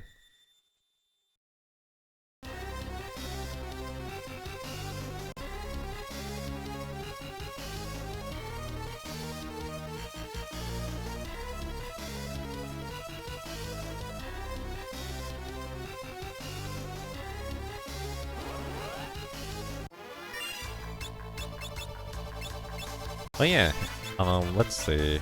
I don't know whether I can blind this guy, but I'm certainly gonna try. Because Dark Bow is one of my favorite weapons. I can't blind him. He still hit me. Wow. Critical hit. Oh, still defeated him. We get an ether from this encounter. And... well, we still get knocked out anyway.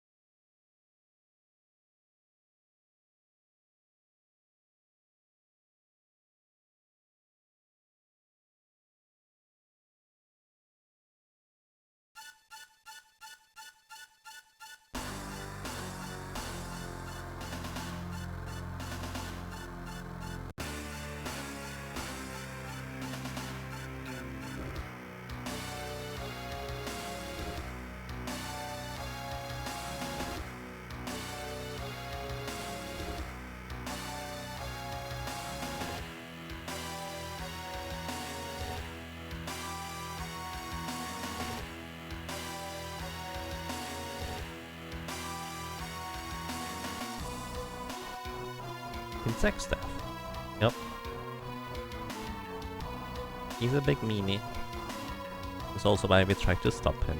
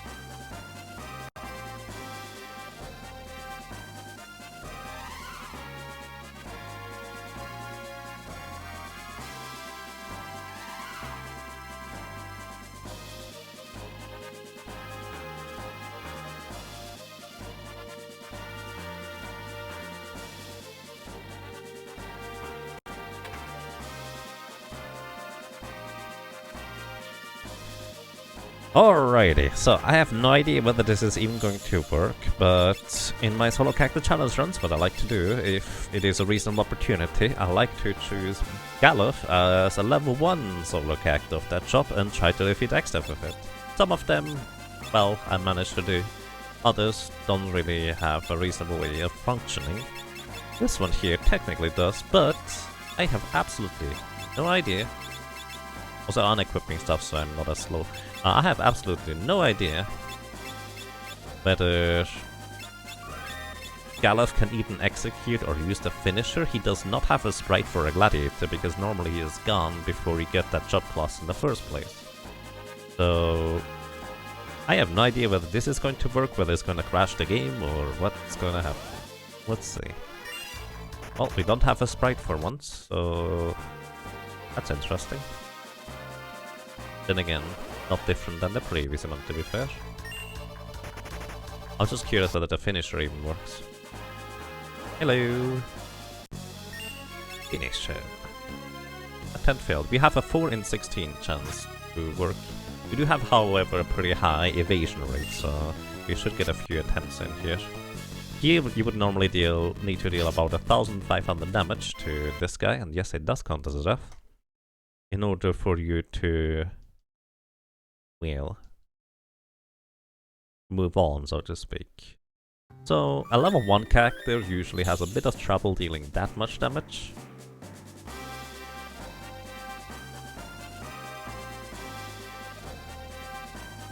But if you have a good ability that just nullifies XDef Gilgamesh here, then yeah, it's not supposed to be a difficult fight. A lot of other characters I decided to just have Galuf be a samurai, guild toss, and then that's over with, because otherwise you would, well, run into a wall basically. Kind of, without leveling up Galuf.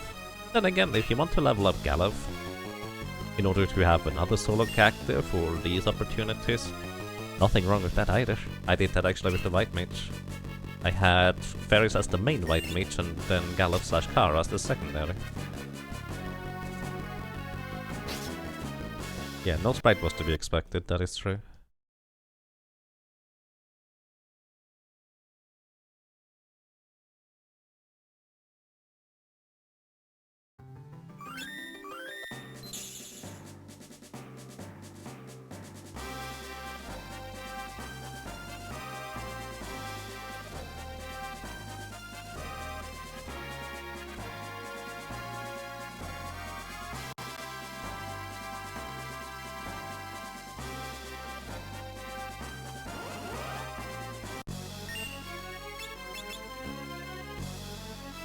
So yeah, I don't even know whether we can have the elemental finisher here. So far, 100 gotten critical hits and failures. By the way, we could just use the death sickle, so that kinda works, because he's not immune to instant death. Well, I was just kinda curious whether the finisher would work. So far it doesn't. But that might just be bad luck. We've had that before. There. Okay, Galuf does have an elemental attack, and it is, well, Earth colored. Probably, anyways. But it does work. Good to know.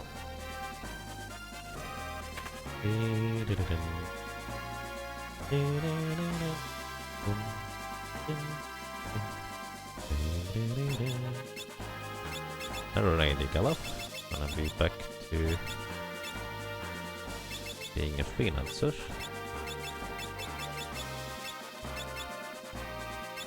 And you get your metal knife back.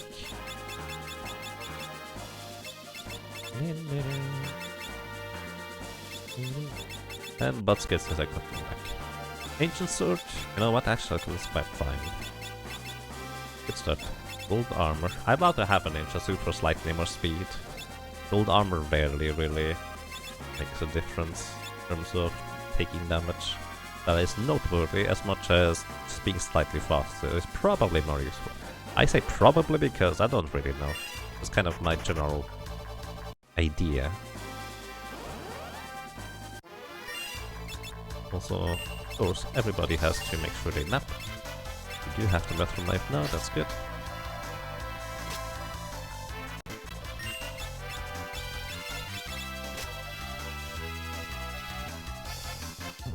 Yep.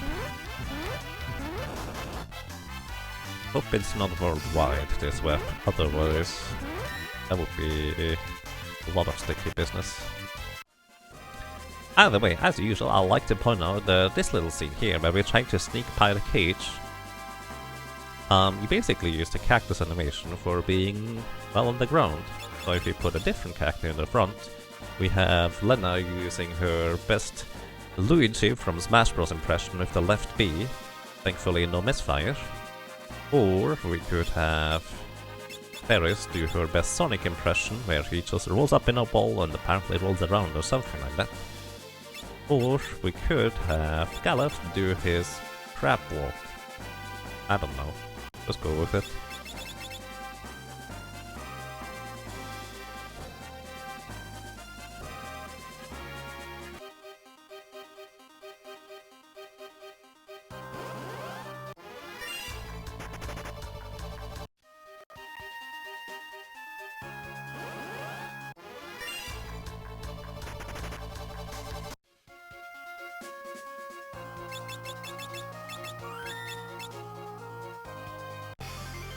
You wonder what the crowd would do here? Excellent question, I don't actually know.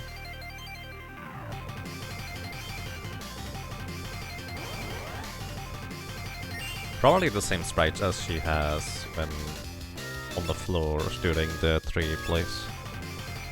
Alrighty, these things are weak to lightning, but they also don't have that much HP, so we don't have to use lightning elemental weapons. However, they use mustard bombs, inflict HP leak and about 300 damage. So they are decently dangerous, but they also have a 1 in 16 chance each if you drop us a high potion.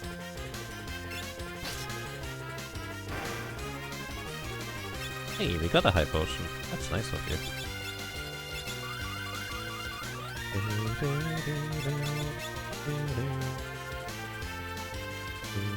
If you walk the correct way, you don't get into any more encounters, and welcome to Gilgamesh. We could just one-shot him with Finisher, but we have more fun things to play with him. So, this is a good start actually. He is pretty fast, by the way. Alright, welcome to Gilgamesh on the Big Bridge. He has 45 speed, which actually means I should go into the fight with the Mangle, since he is faster than me. So I have a chance to block his very first attack. Welcome to Gilgamesh on the Big Bridge. He has 6,500 HP. He hits decently hard, but if we are sitting in the back row with full heavy armor, it's not that bad anyways. So, and he is susceptible to a number of status effects that we have access to. Among other things, he can be ulted. Nice, first try.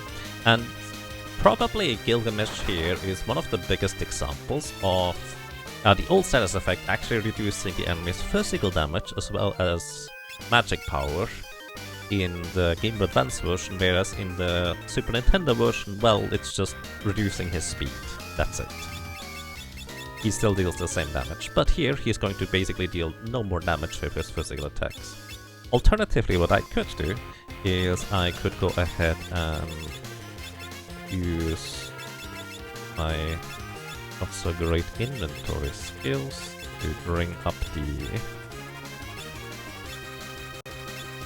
Dark Bow. So let's bring the Death Sickle up here too. The Dark Bow here can blind him. He is susceptible to getting blinded if you hit him. Era. 172 damage. Decent, but not that substantial. Alrighty, he's now blinded too. Once this Gilgamesh here drops below 2500 HP remaining, or in other words, after you deal 4000 damage to him, he will go into his phase 2.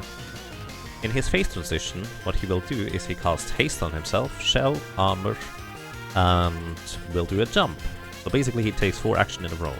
Effectively, shell and protect means he is going to receive all half damage, except from specific abilities like, for example, the finisher elemental attack or guild toss. Both of these are not affected by these, but everything else is basically half damage. But also, the other fun part is he's not immune to instant death, so I could have just done this to begin with. So that way we completely circumvent his phase 2, which is decently dangerous. Like, this guy here is not without danger for a lot of Solar Cactus that struggle dealing a lot of damage very quickly. Especially because his jump will always deal full damage and is not reduced by however much, well, other stuff we have. Also, we're about to push him into his phase 2 without finishing him off. I'm gonna wait until he moves. He moves very, very slowly thanks to him being ordered.